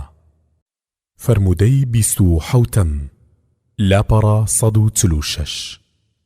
عن شريح قال: سمعت رجلا من أصحاب النبي صلى الله عليه وسلم يقول: قال النبي صلى الله عليه وسلم: قال الله تعالى: يا ابن آدم قم إلي أمشي إليك وامشي إلي أهرول إليك. رواه أحمد. واتە لا شريحەوە دەڵێ بیستم لە پیاوێک لە یارەکانی پێغەمبەر صلى الله عليه وسلم کە دەیوت پێغەمبەر صلى الله عليه وسلم فەرموویەتی: خدای بڵند مەقام فەرموویەتی: ئەی کوڕی ئادەم هەڵسە بەرەو لای من دێم بۆلات، بێی بۆلام بەپەلە، منیش بەپەلا دێم بۆلات. هەروەڵا ڕۆیشتنێکە لە نێوان ڕۆیشتنی سروشتی و بازداندایە، بە کوردی گورگە لۆقەشی پێدەڵێن. لەم فەرمودەوە بەڵگەی میهرەبانی و دڵسۆزی خوددا دەردەکەوێت سەبارەت بە بەندەکانی. هەر بەندێ ویستی بەرەو لای خودای خۆی بگەڕێتەوە، خودای خاوەن سۆز بەدەمیەوە دێ و یارمەتی دەدات و ڕێگای بۆ ئاسان دەکات. و ئەگەر بەندەکەوتە ڕێپێوان بەرەو خوددا، خودای زۆر لەوە زیاتر بەرەو پیری بەندەی خۆیەوە دێ و زاناتر و چاو ڕۆشنتری دەکات. هەروەکو پەروەردگار لە ئاەتی 69 سوڕەی ئەلعنکەبوت دەفەرموێ: والذين جاهدوا فينا لنهدينهم سبلنا. واتە ئەوانەی کە لەبەر ئێمە خۆیان زەحمەت بدەن بەڕاستی ئێمەش ڕێنمایی ئەوان دەکەین و تەواوی ئیشە باشەکانیان پیشان دەدەین و یارمەتیان دەدەین. لەم فەرموودە بەنرخە ئەمانەی خوارەوە وەردەگیرێ. یەکەم پێویستە مرۆڤ تەوبە بکات و بەرەو خوددا بگەڕێتەوە، چونکە خوددا دەفەرمێ قم ئیلەیە وەمشی ئیلەی، هەڵسە بۆ لام و بڕۆ بۆ لام. هەروەکو لە قورئاندا پەروەردگار لە ئاەتی 8 سوورەی التەحریم دەفەرموێ يا أيها الذين آمنوا توبوا إلى الله توبة نصوحا عسى ربكم أن يكفر عنكم سيئاتكم ويدخلكم جنات تجري من تحتها الأنهار. واتا أي أواني كوا إيمانتان هناوا بگەڕێنەوە بۆ لای خوددا و تەوبەیەکی خاوێن بکەن، نزیکە کە خوددا لە تاوانەکانتان خۆش بێ و بتان خاتە ناو بەهەشتەکەیەوە کە بە ناویاندا چەندین جۆگە دەڕوات. و لە سوورەی النور ئاەتی 31 دەفەرموێ وتوبوا إلى الله جميعا أيها المؤمنون لعلكم تفلحون. واتە هەمووتان بگەڕێنەوە بۆ لای خوددا ئەی خاوەن باوەڕان بەڵکو ڕزگار ببن. دووەم، خوددا تەوبەی بەندەی خۆی پێخۆشە، چونکە هەرچەند کە خراپیش بێ هیچ زیانێک بە خوددا ناگات و هەرچەند چاشیش بێ دیسان هیچ سوودێک بەو ناگات، چونکە ئەو بێنیازە و پێویستی بە هیچ کەس نییە و خەڵک نیازیان بەو هەیە، وەکو لە فەرمودەیەکی تری قودسیدا هاتووە و ئەویش بەم ژمارەی خوارەوە کە دەینووسین، چونکە ئەو بێنیازە و پێویستی بە هیچ کەس نییە و خەڵک نیازیان بەو هەیە. فەرمودەی 28 لاپەڕا 148 عن أبي ذر رضي الله عنه عن النبي صلى الله عليه وسلم قال الله تعالى يا عبادي إني حرمت الظلم على نفسي وجعلته بينكم محرما فلا تظالموا يا عبادي كلكم ضال إلا من هديته فاستهدوني أهديكم يا عبادي كلكم جائع إلا من أطعمته فاستطعموني أطعمكم يا عبادي كلكم عار إلا من كسوته فاستكسوني أكسكم يا عبادي إنكم تخطئون بالليل والنهار وأنا أغفر الذنوب جميعا فاستغفروني أغفر لكم يا عبادي إنكم لن تبلغوا ضري فتضروني ولن تبلغوا نفعي فتنفعوني يا عبادي لو أن أولكم وآخركم وإنسكم وجنكم كانوا على أتقى قلب رجل واحد منكم ما زاد ذلك في ملك شيئا يا عبادي لو أن أولكم وآخركم وإنسكم وجنكم كانوا على أفجر قلب رجل واحد ما نقص ذلك من ملك شيئا يا عبادي لو أن أولكم وآخركم وإنسكم وجنكم قاموا في صعيد واحد فسألوني فأعطيت كل إنسان مسألته ما نقص ذلك مما عندي إلا كما ينقص المخيط إذا أدخل البحر يا عبادي إنما هي أعمالكم أحصيها لكم ثم أوفيكم إياها فمن وجد خيرا فليحمد الله ومن وجد غير ذلك فلا يلومن إلا نفسه رواه مسلم. وتا لا أبو زروا أوج لا پیغمبروا صلى الله عليه وسلم دڵێ خدای بڵند مەقام فەرموویەتی ئەی بەندەکانم من ستەمم قەدەغە کردووە لە خۆم و ستەم لە کەس ناکەم و لە نێوان ئێوەشدا قەدەغەم کردووە و ئێوەش ستەم لە یەکتر نەکەن. ئەی بەندەکانم هەمووتان لاڕێن مەگەر کەسێک من ڕێنماییم کردبێ دەی داوای ڕێنمایی لە من بکەن منیش ڕێنماییتان دەکەم. ئەی بەندەکانم هەمووتان برسیتانە مەگەر کەسێک کە من خواردنم پێدابێ دەی داوای خواردن لە من بکەن منیش خواردنتان پێدەدەم. ئەی بەندەکانم هەمووتان ڕووتاڵن ڕەجاڵن مەگەر کەسێکەوە من پۆشتم کردبێتەوە دەی داوای پۆشتەی لە من بکەن منیش پۆشتەتان دەکەمەوە. ئەی بەندەکانم بەڕاستی ئێوە شەو ڕۆژ تاوان دەکەن و من لە هەموو تاوانێک خۆش دەبم. دەی داوای لێ خۆشبوون لە من بکەن منیش لێتان خۆش دەبم. ئەی بەندەکانم ئێوە ناگەن بە جێگای زیان گەیاندن بە من تا زیان بە من بگێنن و ناگەنە جێگای سوود گەیاندنم تا سوودم پێ بگێنن واتە زیان و سوودتان بۆ خۆتانە. ئەی بەندەکانم بەڕاستی ئەگەر ئەوەڵ و ئاخیر بە ئینسان و جنۆکەوە هەمووتان ببن بە پارێزگارترین دڵی پیاوێک لە ئێوە هیچ شتێک لە موڵکی من زیاد ناکات. بەندەکانم بەڕاستی ئەگەر هەروەها هەمووتان ببن بە خراپترین دڵی پیاوێک کە لە ئێوە ئەوە لە موڵکی من هیچ شتێک کەم ناکاتەوە. ئەوە لە موڵکی من هیچ شتێک کەم ناکاتەوە. ئەگەر هەمووتان داوای شتم لێ بکەن و منیش داواکاری هەموو ئینسانێک جێبەجێ بکەم ئەوە لەو خەیر و نیعمەتەی لای من کەم ناکاتەوە مەگەر بە ئەندازەی دەرزیەک کە بکرێت بەناو ئاوی دەریایەکدا و دەربهێنرێت کە ئەبێ ئەو دەرزیە چەندێ لە ئاوی ئەو دەریایە کەم بکاتەوە. ئاشکرایە هیچ کەم ناکاتەوە.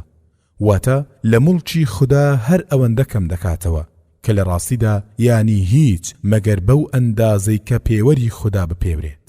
اینجا خودای گەورە دەفەرمێت ئەی بەندەکانم هەر کردارەکانی خۆتانە بۆتان دەژمێرم و لە پاشە پاداش یان تۆڵەی لەسەر وەردەگرن.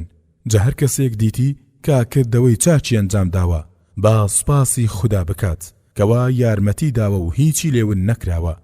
ئەگەر کردارەکەی چاک نەبوو با بێجگە لە خۆی لۆمەی کەسی تر نەکات. لەم فەرموودە بەنرخە ئەمانەی خوارەوەی لێوەردەگیرێت. یەکەم خوددا خاوەنی سۆز و ڕەحمەتە و هیچ کەس زیاد لە تاوانی خۆی سزا نادرێت. وما ربك بظلام للعبید خدای تۆ هیچ ستەمێک ناکات لە بەندەی خۆی. دووهەم ستەمکردن تاوانە و نابێ خاوەن باوەڕان ستەم بکەن وەکو لە فەرموودەدا هاتووە کە دەفەرمێ اتقوا الظلم فإن الظلم ظلمات يوم القيامة واتە خۆتان بپارێزن لە ستەم بەڕاستی ستەم تاریکاییەکی زۆرە لە ڕۆژی قیامەتە.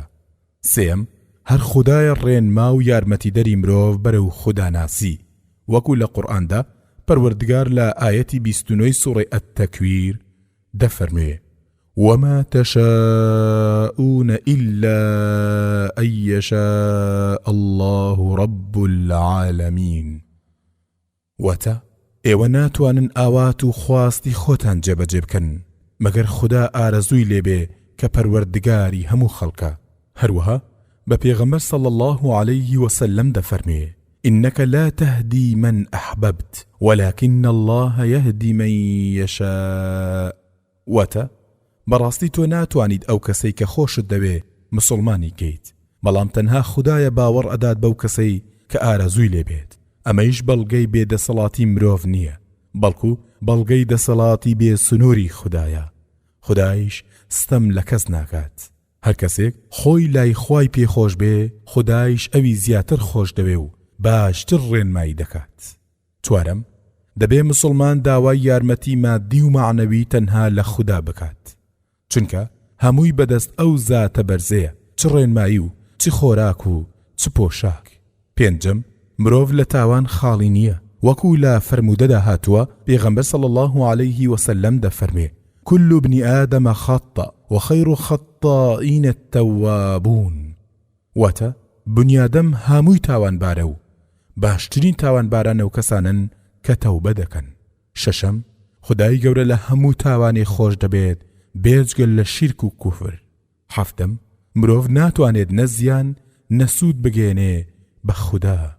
هەشتم چاکە و خراپەی مرۆڤ هەر بۆ مرۆڤە و بەس وەکو لە قورئاندا پەروەردگار لە ئاەتی 46 سوڕەی فوسیلات دەفەرمێ من عمل صالحا فلنفسه ومن أساء فعليها وما ربك بظلام للعبيد واتە هەر کەسێک چاکە بکات بۆ خۆیەتی و هەر کەسێکیش خراپە بکات ئەویش هەر بۆ خۆیەتی و پەروەردگاری تۆ هیچ جۆرە ستەمێک ناکات لە بەندەکانی. نۆیەم نیعمەتی خوددا فراوانە و سنوورێکی نییە مەگەر لە زانینی خوددا خۆیدا هەروەکو لا آيەتی 18 سوڕەی النەحل پەروەردگار دەفەرمێ وَإِن تَعُدُّوا نِعْمَةَ اللَّهِ لَا تُحْصُوهَا إِنَّ اللَّهَ لَغَفُورٌ رَحِيمٌ واتە وەگەر نیعمەتەکانی خوددا بژمێرن بۆتان ناژمێردرێت بەڕاستی خوددا لێبوردە و بەڕەحمە. دەیەم هەرکەس لە گرەوی کردار و وتار و نیەتەکانی خۆیدا ئەگەر چاک بوو چاکە و ئەگەر خراپ بوو خراپە. پێویستەوە بزانین کە کەس بەکردەوەی خۆی شایستەی بەهەشت نییە، تەنانەت پێغەمبەرانیش وەکو لە فەرمودەی ڕاست دەهاتووە. بەڵام کاتێک خوددا بەڕەحمی خۆی ڕێگای چوونە بەهەشتیدا، اینجا لەوێ هەرکەس بە جوێرەی کار و تەلاشی خۆی پاداشتی پێدەدرێتەوە و لەگەڵ ئەو هەموو زیادەی کە خۆی بۆ هەر کردارێکی چاک بڕیاری داوە. بەڵێ بەڕاستی ئەم فەرمودەیە گەلێ سوودی تێدایە، بەڵام ئێمە هەر بەوەندە ماناکەی و ئەو دەخاڵە وازی لێدەینین و بەشی زیرەکی و ژیری ئێوەی ئازیزمان بەجێ هێشتووە و دەڵێن ربنا آتنا في الدنيا حسنة وفي الآخرة حسنة وقنا عذاب النار. فرمودي 29 لاپەڕە 153 عن نبي سعيد وأبي هريرة قال رسول الله صلى الله عليه وسلم إن الله يمهل حتى إذا ذهب ثلث الليل الأول نزل إلى السماء الدنيا فيقول هل من مستغفر هل من تائب هل من سائل هل من داع حتى ينفجر الفجر. رواه مسلم وأحمد. واتا لا أبو سعيدوا بماناش لا أبو هريرة دەجێڕنەوە کاوتویانە پێغەمبەری خوا صلی الله عليه وسلم فەرموویەتی بەڕاستی خوددا ماوە ئەدات هەتا بەشێ لە سێ بەشی شەو دەچێت، جادا ئەبەزێتە ئاسمانی دنیا و دەفەرموێ ئایا کەسێک هەیە داوای لێ خۆشبوونم لێ بکات؟ ئایا کەسێک هەیە بگەڕێتەوە و تەوبە بکات؟ ئایا کەسێک هەیە داوا بکات؟ ئایا کەسێک هەیە بانگ بکات؟ هەتا نوێژی بەیانی دەبێت. واتە خودای خاوەن دەسەڵات و بەسۆز لەم کاتە پیرۆزەدا دائەبەزێت و بەڵێنی داوە کە هەر کەسێک داوای لێ خۆشبوونی لێ بکات لێی خۆش بێت. وەکو لە ڕیوایەتی تردا ڕوون کراوەتەوە و هەر کەسێک تەوبە بکات لەو کاتەدا خوددا تەوبەی لێ وەردەگرێت و هەر کەسێک داوای هەر شتێک بکات کە سوودی دین و دنیای تێدا بێ خوددا پێی دەبەخشێت و هەر کەسێک هەر نزایەک بکات لی وەردەگیرێت بەو مەرجەی داوای تاوان و پچڕانی پەیوەندی خزمەتی سیلەی ڕەحم نەکات. لەم فەرمودە بەنرخە ئەمانەی خوارەوە وەردەگیرێت. یەکەم پاش ڕۆیشتنی بەشێک لە سێ بەشی شەو بەنداتی و پاڕانەوە وەردەگیرێت لەلایەن خودداوە. دووهەم ئەو کاتە کاتێکی چاکە بۆ نوێژ، چونکە نوێژی ڕێک و پێک هەموو شتێکی تێدایە. بەنداتی پاش خەوتن و خەوکردنی شەو فەرز بووە لەسەر پێغەمبەرمان صلی الله عليه وسلم و سنەتە بۆ ئێمە هەر کەسێک بۆی بکرێت خەیرێکی چاکی دەست دەکەوێت. سێم دابەزین وەسفێکی فعلی خوددایە و هەیە بەو شێوەیە کە فەرمودەکە دەیڵێت بەڵام چۆنیەتەکەی نازانین، وەکو باقی وەسفە فعلیەکانی تری خوددا لەوانە تەعەجوبی خوددا، پێکەنینی خوددا و باوەڕمان هەیە نەماتەڵی دەکەین و نەدەیگۆڕین و نە لە سەرمانای خۆی لای دەدەین و نەوێنەی بۆ دێنینەوە بلا تعطیل ولا تحریف ولا تأویل ولا تمثیل. ئەمە ڕای زانانی سەلەفە و ڕۆنترین ڕێگایە و بێزیانترین بۆچوونە تا ئەو بۆچوونە بەنرخە بووە ئومەتی ئیسلامی یەک بووە لە پاش تێکەڵاوبوونی زانان بە فەلسەفە و هەوڵدان بۆ قەناعەت پێکردن بەناو فەلسەفە زانانەوە ئەم جۆرە وەسفانەی خوددایان بێدەنجیان لێکرا، تعطیل یان لە سەرمانەی خۆیان لابران، تەئویل یان وەکو وەسفێکی مرۆڤ تەماشاکران، تەمثیل و تەشبیه. من دڵنیام ئومەتی ئیسلامی تا نەگەڕێنەوە بۆ سەردەمی ئەوەڵ لا بیر و باوەڕدا و یەک نەگرن هەرگیز ناتوانن خلافەتی ڕاشیدا بهێننەوە ئەگەر لە باتی دوو حیزب هەزاران حیزب دروست بکەن و لە باتی کۆمەڵێکی جیهادی سەدان کۆمەڵی جیهادی بەرپا ببێت، چونکە دووبەرەچی بیر و باوەڕە بووە تا هۆی چەند دەستەی خەڵکی بەناو موسڵمان. لە حاڵێکدا خودای زانا و کاربەجێ لە سوڕەی ئالی عیمران ئاەتی 103 دەفەرموێ واعتصموا بحبل الله جميعا ولا تفرقوا. واتە دەست بگرن بە ئاینەکەی خوداوە و بەش بەش مەبن. هەروەها پەروەردگار لە ئاەتی 46 سوڕەی ئەلئەنفال دەفەرموێ: وأطيعوا الله ورسوله ولا تنازعوا فتفشلوا وتذهب ريحكم واصبروا إن الله مع الصابرين. واتە وەپەیڕەوی خوددا و پێغەمبەرەکەی صلی الله عليه وسلم بکەن و ناکۆچی لە نێو خۆتانە دروست نەکەن، لەبەرەوەی شکست دەخۆن و ئەو ناوە خۆشەتان نامێنێت. ئەگەر شتانێک هاتە نێوانتانەوە و بەدڵتان نەبوو، خۆ بگرن و شەڕ و ئاژاوە دروست مەکەن. بەڕاستی خوددا لەگەڵ خۆگراندایە. ئەی باوەڕداران، ئەگەر ڕاست دەکەن و خۆتان و ئاینتان خۆش دەوێ و ترسی ڕۆژی دواییتان هەیە، ڕوو بکەنەوە قورئان و فەرموودەکانی پێغەمبەری ئازیزمان صلی الله عليه وسلم و واز بهێنن لە دەستە دەستەیی و حزب حزبێنە. هیچ فەرمانێکی ئیسلامی مەشارنەوە و مەیگۆڕن و لەمانەی ڕاستەقینەی خۆی لای مەدەن لەبەر دڵخۆشکردنی ستەمکاران و بێباوەڕان. چونکە هەرچی بکەیت سەرڕای ئەوەش کە خوددا لێت عاجز دەوێت، ئەوان هەرگیز لێت ڕازی نابن تا نەچیتە سەر بیر و باوەڕە هەڵەکەیان. بەڕاستی ئیسلام خێر و بەرەکەتە بۆ هەموو کەس، کەواتە بە بۆنەی حزب حزبێنەوە بچووکی مەکەنەوە. ئیسلام یەک ئاین و یەک ڕێبازە و پەیڕەوانی یەک پاچێ و دوو بەرەچی و دوو دەستەیی ئیشێشی ناڕەوا و ناپەسەندە. وەکو پێغەمبەرمان صلی الله عليه وسلم دەفەرمێت: المؤمن للمؤمن كالبنيان يشد بعضه بعضا متفق عليه. واتە باوەڕدار بۆ باوەڕدار وەکو بیناکان وایە، هەندێکی تری بەهێز دەکات و پشتی دەگرێت. فرمودەی سیەم لەپەڕە 157 عن أبي هريرة قال: سمعت رسول الله صلى الله عليه وسلم يقول: إن أول الناس يقضى يوم القيامة عليه رجل استشهد فأتي به فعرفه نعمه فعرفها، قال: فما عملت فيها؟ قال: قاتلت فيك حتى استشهدت. قال: كذبت، ولكنك قاتلت لأن يقال جريء. فقد قيل ثم أمر به فسحب على وجهه حتى ألقي في النار. ورجل تعلم العلم وعلمه وقرأ القرآن فأتي به فعرفه نعمه فعرفها، قال: فما عملت فيها؟ قال: تعلمت العلم وعلمته وقرأت فيك القرآن. قال: كذبت، ولكنك تعلمت العلم ليقال عالم، وقرأت القرآن ليقال هو قارئ. فقد قيل ثم أمر به فسحب على وجهه حتى ألقي في النار. ورجل وسع الله عليه وأعطاه من أصناف المال كله فأتي به فعرفه نعمه فعرفها، قال: فما علمت فيها؟ قال: ما تركت من سبيل تحب أن ينفق فيها إلا أنفقت فيها لك.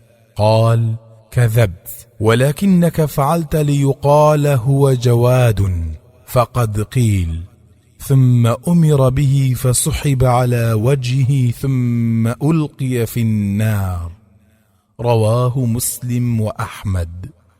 وتا لا أبو هريرة دجرنوا كاوتيتي بسم لا پیغمبری خوا صلی الله عليه وسلم که فرموی براستی اول کسی که حکمی بسرا دکریت لروجی قیامتا پیاویکا که شهید بوا دهندرید بو دادگای خدا و خدا باسی نعمتکانی دکاتو اویش دان به نعمتکانی دادنیتو دفرموی دی تو چید کرد لناو او نعمتانه دا دله بو تو شرم کرد هتا شهید بوم خدا دفرموی درو دکید بەڵام تۆ شەڕت کردووە تا پێت بڵێن زرنگ بوویت ئازا بوویت خەڵکیش پێیان وتیت لە پاشاندا فەرمان دەدرێت بە ڕووی دەم و چاویان ڕای دەکێشن هەتا دەخرێتە ئاگرەوە و پیاوێک دێنن کە فێری زانین بووە و خەڵکیشی فێر کردووە و قورئانی خوێندووە دەهێنرێت بۆ دادگای خوددا و خودایش باسی نیعمەتەکانی خۆی دەکات و ئەویشدان بە هەموو نیعمەتەکاندا دەنێ کە داویە پێی و دەفەرمێ دەی تۆ چیت کرد لەناو ئەو نیعمەتانەدا؟ دەڵێ فێری زانین بووم و خەڵکیشم فێر کرد و قورئانم لەبەر تۆ خوێن. خودایش دەفەرمێ درۆ دەکەیت، بەڵام فێری زانین بوویت تا خەڵک پێت بڵێن زانایە و قورئانت دەخوێن تا پێت بڵێن قورئان خوێنە و دەنجی خۆشە. دەی ئەوەت پێوترا؟ اینجا فەرمان دەدرێت بە ڕووی دەم و چاودا ڕادەکێشرێت هەتا دەخرێتە ناو ئاگرەوە. و پیاوێکە کە خودای گەورە دەوڵەمەندی کردووە و لە هەموو جۆرێک ماڵی پێداوە، ئەویش دەهێنرێتە دادگای خوددا و خودایش باسی نیعمەتەکانی خۆی دەکات بۆی، ئەویشدان بە هەمویاندا دەنێ. اینجا خوددا دەفەرمێ دەی تۆ چیت کرد لەناو ئەو نیعمەتانەدا؟ لە وەڵامدا دەڵێت هیچ ڕێگایەک نەبوو کە تۆ پێت خۆش ببێ مەگەر من لەو ڕێگایەدا شتم خرج کرد بێ لەبەر خاتری تۆ. خوددا دەفەرمێ درۆ دەکەی، بەڵام بۆیە و خەرجێت کردووە تا پێت بڵێن پیاوێکی سەخی و دەستکراوەیە. دەی پێت وترا ئەمەش هەر وەکو دووەکەی پێشخۆی فەرمان دەدرێت و بەڕوودا ڕادەکێشرێت تا دەخرێتە ناو ئاگرەوە. واتە پێویستە مرۆڤ هەرچی دەکات لەبەر خاتری خوددا و ڕەزامەندی ئەو بێ و چاوەنواری سوپاس لە کەس نەکات و لەبەر چاو و دڵی خەڵک نەبێ و کەس نەکات بە هاوبەشی خوددا لە ئیش و کارەکانیدا. ئەمانەی خوارەوە لەم فەرموودە گرنگەوە وەردەگیرێت. یەکەم، دادگای خوددا پێشەشی لە پیاوە ناودارەکان و دەست پێ دەکات. ئەوەتە یەکەم جار پێغەمبەران و پاشان شەهیدان و زانایان و دەوڵەمەندانە. دووەم، شەهید هەژماری لەگەڵ دەکرێت. ئەمە پێچەوانەی ئەو فەرمودانە نییە کە دەفەرمێت شەهید هەژماریان لەگەڵ ناکرێت، چونکە شەهیدەکانی ڕێگەی خوددا دوو بەشن، بەشێکیان ڕاست و دروست بوون و بۆ خوددا جیهادیان کردووە و لەبەر خاتری خوددا شەهید بوون.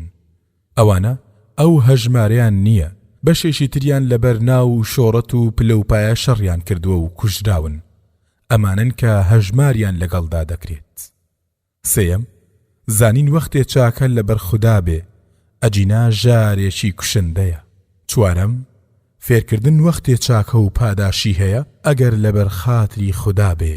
پێنجەم، قورئان خوێندن وەختێ چاکە و پاداشتی هەیە لەبەر خاتری خوددا بێ ئەجینا با چاکترین قسەشی خوێندە بێتەوە، بەڵام لە لای خوددا بێ پاداشە، وەکو پێغەمبەرمان صلی الله عليه وسلم دەفەرمێ اقرأوا القرآن واعملوا به ولا تأكلوا به. واتا قرآن بخوێننەوە و ئیشی پێ بکەن و نانی پێ مەخۆن. لێرەدا بە پێویستی دەزانم ئەم خاڵە ڕوون بکەمەوە. قورئان فەرمودەی خوددایە و بۆ خوێندنی هەر حرفێکی خوددا دەچاکە بۆ قورئان خوێندە نووسرێت. پێغەمبەرمان صلی الله عليه وسلم دەفەرمێت ناڵێم ئەلیف لام میم یەک حرفە، بەڵکو ئەلیف حرفێکە و لام حرفێکە و میم حرفێکە. جا هەر کەسێک لە بڕەزامەندی خوددا بۆ نزیکەوتنەوە لە خوددا خوێندی و مەبەستی ناو و شۆڕەت و دەنخۆشی و قورئان زانی نەبوو، ئەوە چاکەی زۆری بۆ دەنووسرێت و ئەگەر بە مەبەستێکی تر بوو ئیتر نەک چاکەی بۆ نانووسرێت، بەڵکو سزای هەیە لە پاشە ڕۆژدا، چونکە بە کردداری قیامەت دنیای ویستووە و لە ڕواڵەتا خۆی چاک پیشان داوە، بەڵام لە ناوەڕۆکدا وا نەبووە. پێغەمبەرمان صلی الله عليه وسلم فەرموویەتی موژدە بدە بەم ئوممەتە بەسەر کەوتن و بەرزبوونەوە و جێگیربوون لە زەویدا، جا هەر کەسێ لەوان ئیشی قیامەت بکات بۆ دەستکەوتنی دنیا هیچ بەشێشی بۆ نییە لە پاشە ڕۆژدا. جا ئەم فەرمودە بەنرخە هەڕەشەی لەو جۆرە قورئان خوێنانە و ئەم قورئانە نابێ بە پارە بخوێندرێت، چونکە لە گەیشتنی پاداشی قورئان لە کەسێکی بێگانەوە بۆ کەسێکی تر ناکۆچی هەیە لە نێوزانایانی پێشوودا. بۆ نمونە ئیمامی ئەحمەد دەفەرمێ بە قیاس لەسەر باقی چاکەکانی تر دەگات و ئیمامی شافعی دەفەرمێت ناگات و هەر یەکەیان بەڵگەی خۆیانیان هەیە و لەسەر ڕەئی هەر یەکەیان کۆمەڵێکی زۆر لە زانانی پاشخۆیان داکۆچیان لەسەر کردووە و بەسەر یا ڕۆیشتون. ئەگەرچی تەرجیحی ئیمامی شافعی دەدەین چونکە بەڵگەکانی ئەومان بەلاوە بەهێزترە. جا ئەگەر قسەی ئیمامی ئەحمەدیش ڕاست بێ، بەلای منەوە لێرەدا ئەو قورئان خوێنانەی مەبەستە کە قورئانەکە بۆ پاداشتی لای خوا دەخوێنن نەک بۆ پارە، چونکە بە پارە خوێندرا کابرا حەقی قورئان خوێندنەکەی وەردەگرێت لە دنیادا، ئیتر چی بگات بە مردووەکە؟ جا ئەگەر قورئان خوێنەکە کەم دەست و فەقیر بێت، ئەوە ئەو پارەی کە لەلایەن قورئان بۆ خوێندراوەکەوە دەستی کەوتووە چاکەیەکە بۆ خاوەن پارەکە، نەک چاکەی قورئانەکە. چونکە وەکو وتمان کابرای قورئان خوێن حەقی خوێندنەوەی قورئانەکەی وەرگرتووە و پاداشتی نییە. ئیتر چی ببەخشێت بە کابرای مردوو؟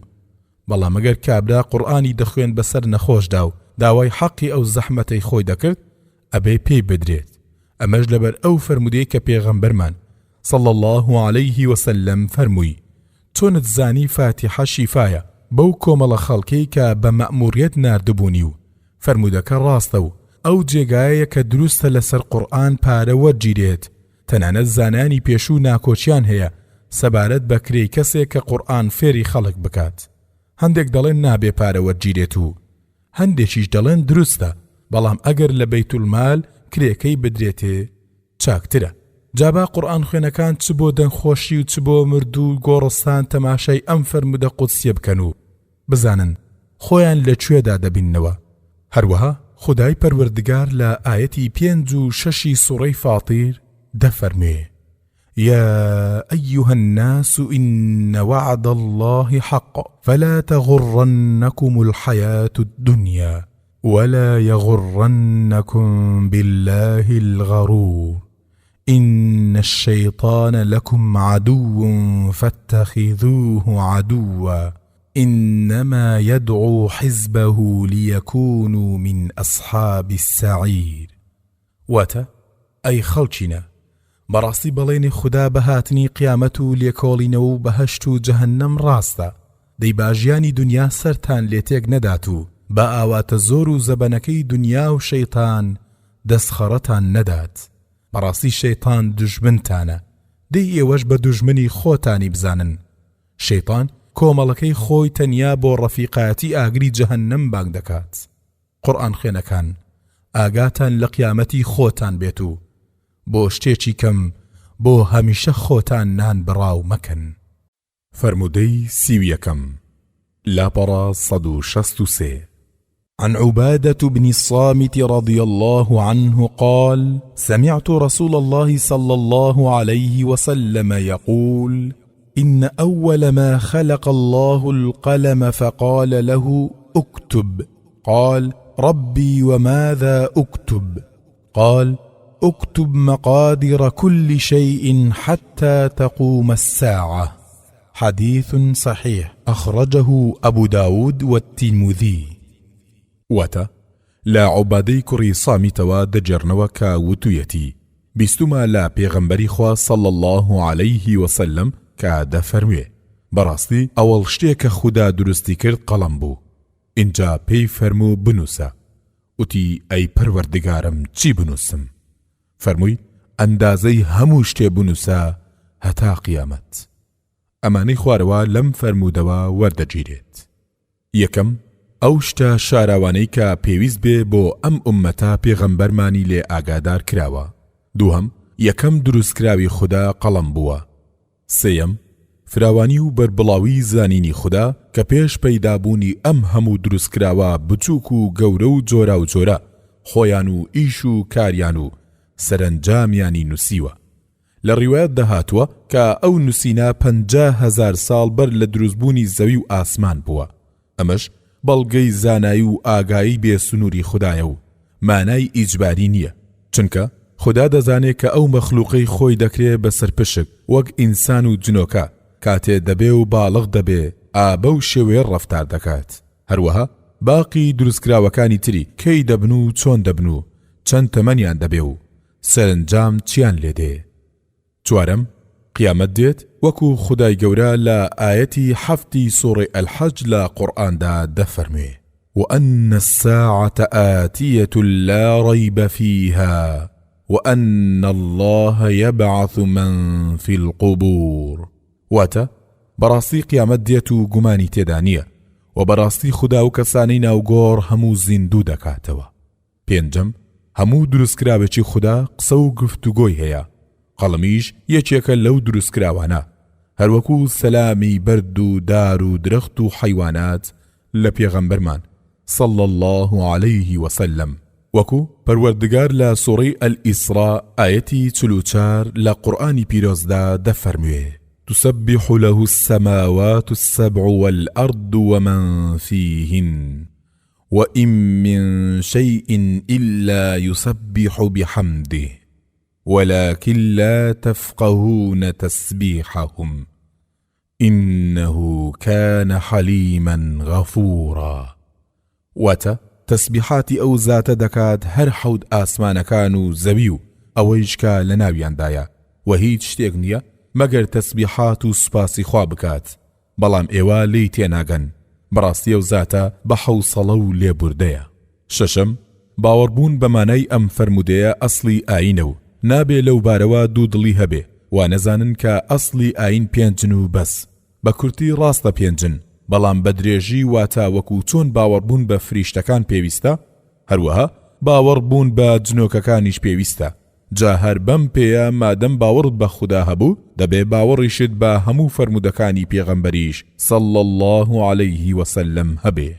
حەفتەم، پێغەمبەرمان صلی الله عليه وسلم دەفەرمێ خدا قسە دەکات لەگەڵ قەڵەمدا، باوەڕ دوا بێ و گوێ لە فەلسەفە چەواشەکەی یۆنان مەگرە و قسەی کەس مەکە بە ترازووی ڕاستی و ناڕاستی فەرمودەکانی پێغەمبەرمان صلی الله عليه وسلم، بەڵکو بە پێچەوانەوە فەرمودەکانی پێغەمبەرمان صلی الله عليه وسلم بکە بە ترازوو قسەی خەڵکی تری پێدا بچێشە. هەرچی ڕاستە تو ڕاستە، ئەجینە قسەی پوچی بێناوەڕۆکە. وەکو پەروەردگار لە سوڕەی ئەلحەشر ئایەتی 7 دەفەرموێ: وما آتاكم الرسول فخذوه وما نهاكم عنه فانتهوا واتقوا الله إن الله شديد العقاب. واتە و ئەوەی کە پێغەمبەر صلی الله عليه وسلم پێتان دەدات وەریگرن و ئەوەی کە ئێوەی لێ قەدەغە دەکات وازی لێ بهێنن و لەخوا بترسن، بەڕاستی خوددا تۆڵەی زۆر توندە.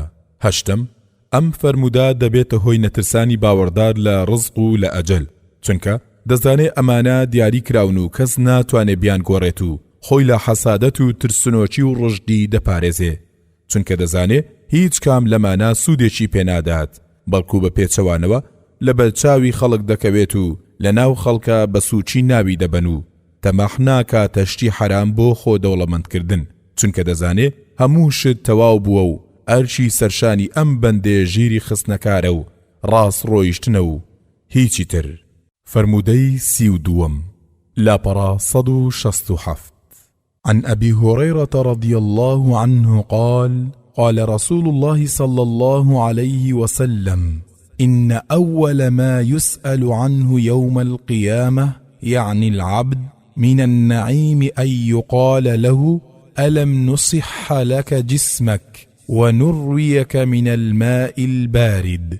حديث صحيح الترمذي والحاكم. وتا لا أبو هريرة دجرنوا كاوتويتي پێغەمبەری خوا صلی الله عليه وسلم فەرموویەتی بەڕاستی یەکەم شتێک کە پرسیاری لەبارەوە دەکرێت لە ڕۆژی قیامەتە لەبارەی نیعمەتەکانەوە ئەمەیە کە پێی دەوترێت ئایا لەشی تۆمان ساغ و تەندروست نەکرد و ئایا ئاوی فێنکمان پێ نەدایت؟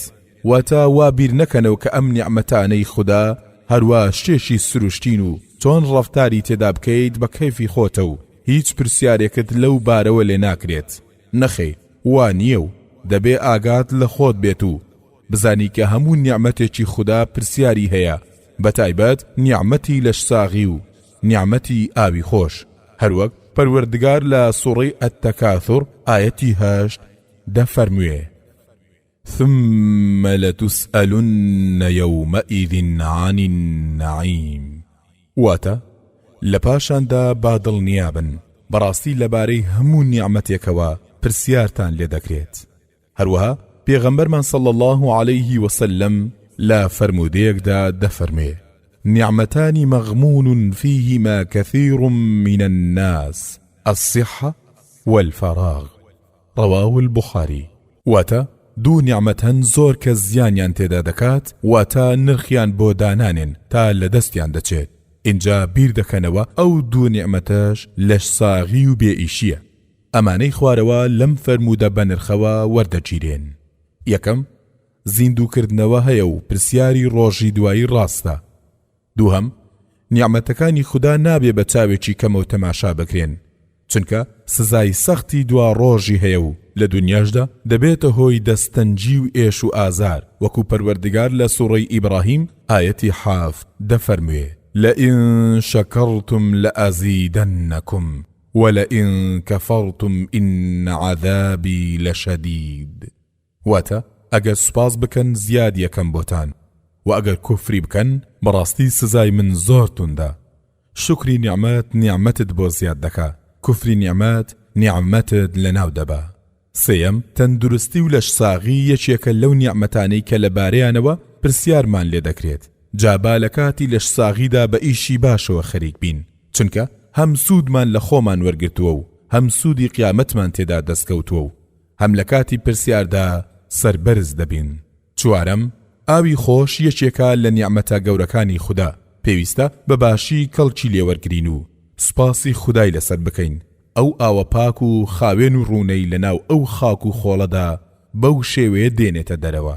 جا ئەگەر ئەوانەی کە خاوەنی زاناین و لەبارەی زەویەوە ئاگاداریان هەیە دەبوایە لە هەموو کە زیاتر سوپاسی ئەو پەروەردگاریان بکردایە کە ئەو ئاوە جوان و پاک و خاوێن و شیرینەی لەناو خاک و خوێ و نەوت و غاز و کانە جۆرا و جۆرەکانی تردا دەرهێناوە بۆ مرۆڤ و ئاژەڵەکانیان. بەڕاستی هەر خواناسی ڕاستەقینەی وەکو پێغەمبەرمان صلی الله عليه وسلم مانای ئەم نیعمەتە گەورەی بەباشی زانیوە. ئەوەتە تەنانەت بۆ دەستنوێژگرتن با لەسەر دەریایەکیش بێت نابێ ئاوی زیاد بەکار بهێنرێت. تێبینی پێغەمبەری ئازیزمان صلی الله عليه وسلم بۆ پارێزگاری لە لەشماوەی نەداوە کە مرۆڤ چەند ڕۆژ بەیەکەوە ڕۆژوو بگرێت. دەفەرموێت: ئین لبەدەنیکە عەلەیکە حەق. ڕەواه البوخاری. واتە بەڕاستی لەشت مافی هەیە بەسەرتەوە. و دەفەرمێت: ما أنزل الله داء إلا قد أنزل له شفاء علمه من علمه وجهله من جهله. رواه أحمد. واتا بەڕاستی خدای خاوەندە سەڵات و باشکۆ هیچ نەخۆشیێکی نەناردووە مەگەر شیفایشی بۆ ناردەبێ. دەیزانی ئەوەی کە دەیزانێ و نایزانێ ڕێی لێ ناکەوێت ئەوەی کە نایزانێت. هەروەها لە نزاکانیا بەم شێوەیە دوعای کردو و فەرموویەتی: اللهم عافني في بدني، اللهم عافني في سمعي، اللهم عافني في بصري. رواه البخاري. واتا ئەی خودایە لەشم ساغ بکەیت، ئەی خودایە بیستنم بپارێزیت، ئەی خودایە بیناییم بۆ بهێڵیتەوە. و بۆ چارەسەری نەخۆشیەکانی مرۆڤ چەندین ڕێگەی داناوە.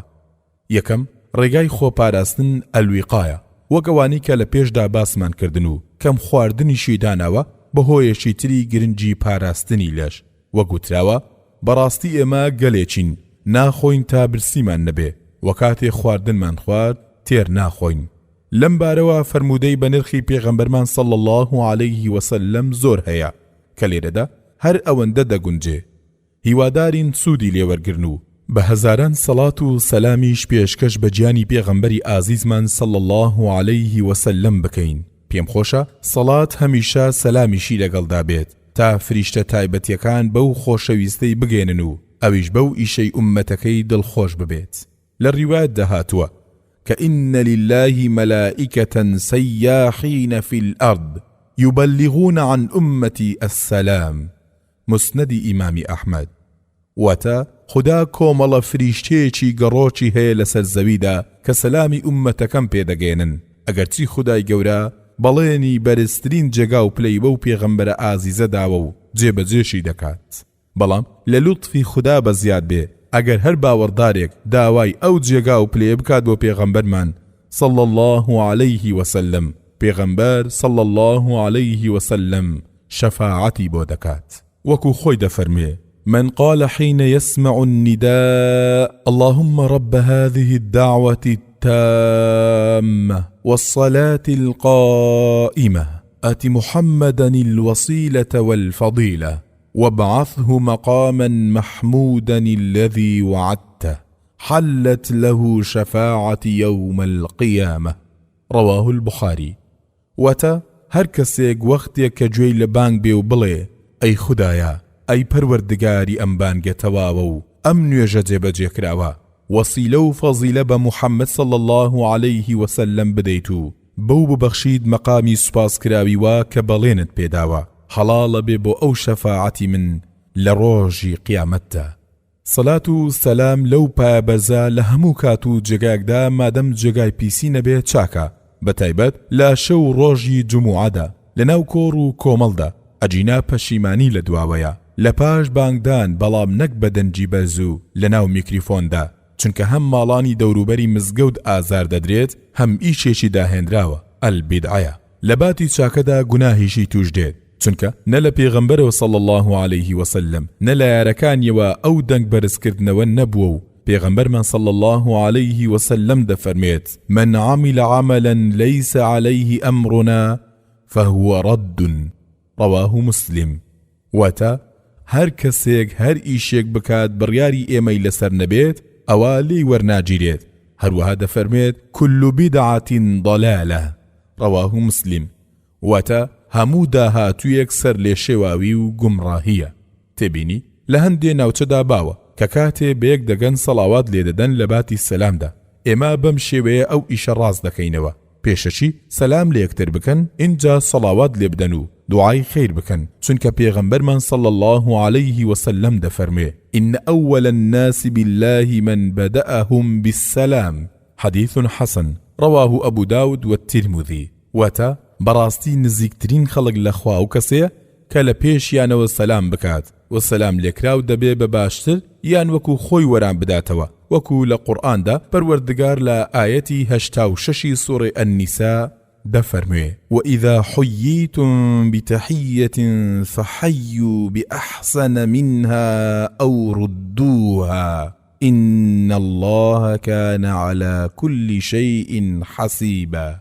واتە و هەر کاتێک سەلامتان لێکرا با بە جوانتر لەویان وەکو خۆی وەرامی بدەنەوە، بەڕاستی خوددا چاودێرە بەسەر هەموو شتێکە، جاکەوا بوو پێویستە سەلام بکرێت و وەرامی سەلام بدرێتەوە، اینجا سەلاوات و دوعای خێر و هەواڵپرسین دەست پێ بکات. بۆ ئەمانەش بەڵگەمان هەیە بەڵام لەبەر زۆر درێژ نەکردنەوە نەمان نووسیوە.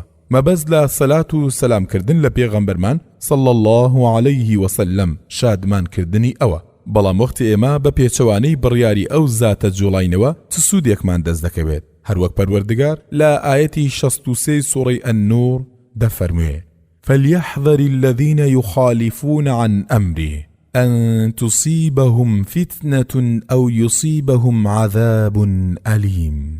واتە با بترسن ئەو کەسانەی کە بە پێچەوانەی فەرمانی پێغەمبەر صلی الله عليه وسلم دەجوڵێنەوە لەوەی کە تووشی بەڵایەکی گەورە ببن یان دووچاری سزایەکی دەرناک ببن. ئەو جۆرە گەیشتن بەیەکە نە پێغەمبەرمان صلی الله عليه وسلم کردوویەتی و نە یارەکانی و نە ئەمری پێکردووە. ئیتر تۆی مسلمان چۆنی دەکەیت؟ ئایا خۆت لەوان بە شارەزاتر دەزانیت یان لەوان خۆ بە دڵسۆزتری ئاین؟ کامیان لە وەرامدا دەڵێم هەر کامیان بڵێیت ڕاز ناکەیت و باش وایە هەرچی زووتردان بە هەڵەی خۆتا بنیت و لەم بارەوە وەکو پێغەمبەر صلی الله عليه وسلم و یارەکانی ڕەفتار بکەیت، چونکە خدا لە قورئانی پیرۆز لە ئاەتی 21 سوورەی الأحزاب دەفەرموێ لقد كان لكم في رسول الله أسوة حسنة لمن كان يرجو الله واليوم الآخر وذكر الله كثيرا. واتە بەڕاستی پێشەوایەتی ڕاستەقینە بۆ ئێوە و مامۆستای بەنرخ و بەسوود پێغەمبەری خوددایە صلی الله عليه وسلم، کەسێک ئەم ڕاستیە دەزانێت و ئیشی پێدەکات کە باوەڕی بە خوددا و بە ڕۆژی دوایی ببێت و زۆر یادی خودای کردبێت. پێویستەوەش بزانین کە خودای گەورە داوای لە هەموو خاوەن باوەڕان کردووە کە سەڵاوات و سەلام لەسەر پێغەمبەرمان صلی الله عليه وسلم بدەن و هەروەکو لە ئاەتی 56 سوورەی الأحزاب دەفەرموێ إن الله وملائكته يصلون على النبي يا أيها الذين آمنوا صلوا عليه وسلموا تسليما. واتە بەڕاستی خوددا و فریشتەکان سەڵاوات لەسەر پێغەمبەر صلی الله عليه وسلم لێ دەدەن، ئەی ئەوانەی باوەڕتان هێناوە سەڵاواتی لەسەر بدەن و سەلامی لێ بکەن. لبيك اللهم صل وسلم على عبدك ورسولك محمد وعلى آله وأصحابه ومن تبعه ودعا بدعوته إلى يوم الدين أجمعين. فرمودي سيوسيم لبرا صدو حفتاو تشار عن عبد الله بن عمر بن الخطاب رضي الله عنهما أن رسول الله صلى الله عليه وسلم قال: إنما مثلكم واليهود والنصارى كرجل استعمل عمالا فقال: من يعمل لي إلى نصف النهار على قراط فعملت اليهود على قراط ثم عملت النصارى على قراط ثم أنتم الذين تعملون من صلاة العصر إلى مغارب الشمس على قراطين فغضبت اليهود والنصارى وقالوا: نحن أكثر عملا وأقل عطاء. قال: هل ظلمتكم من حقكم شيئا؟ قالوا: لا. فقال: فذلك فضلي أوتيه من أشاء. حديث صحيح أخرجه البخاري. واتە لا عەبدوڵای کوڕی عومەری کوڕی خەتابەوە ڕزای خوایان لێبێ دەژێڕنەوە کە بەڕاستی پێغەمبەری خوا صلی الله عليه وسلم فەرموویەتی: وێنەی ئێوە لەگەڵ جوولەکە و گاوردا وەکو پیاوێک وایە کە چەند کرێکارێک بەکار بهێنی و بڵێ: کێ تا نیوەڕۆ ئیشم بۆ دەکات هەر یەکەی قیراتێکی پێدەدەم. جوولەکە ئیشی کرد بێ بەو قیراتە، لە پاشا گاوریش ئیشی کرد بێ هەر یەکەی لەسەر قیراتێ، واتە لە نوێژی نیوەڕۆ تا عەسر، چونکە لە ڕیوایەتی تردا هاتووە: من يعمل لي من العصر إلى أن تغيب الشمس. لە پاشا ئێوە ئیش دەکەن لە نوێژی عەسرەوە تا ڕۆژ هاوا بوون، هەر یەکەی لەسەر 2 قیرات. جا جوولەکە و گاور لە ڕۆژی قیامەتە لە دادگادا ڕقیان هەڵاستێ و دەڵێن: ئێمە ئیشی زۆرمان کردووە و کەمە پاداشتەکەمان.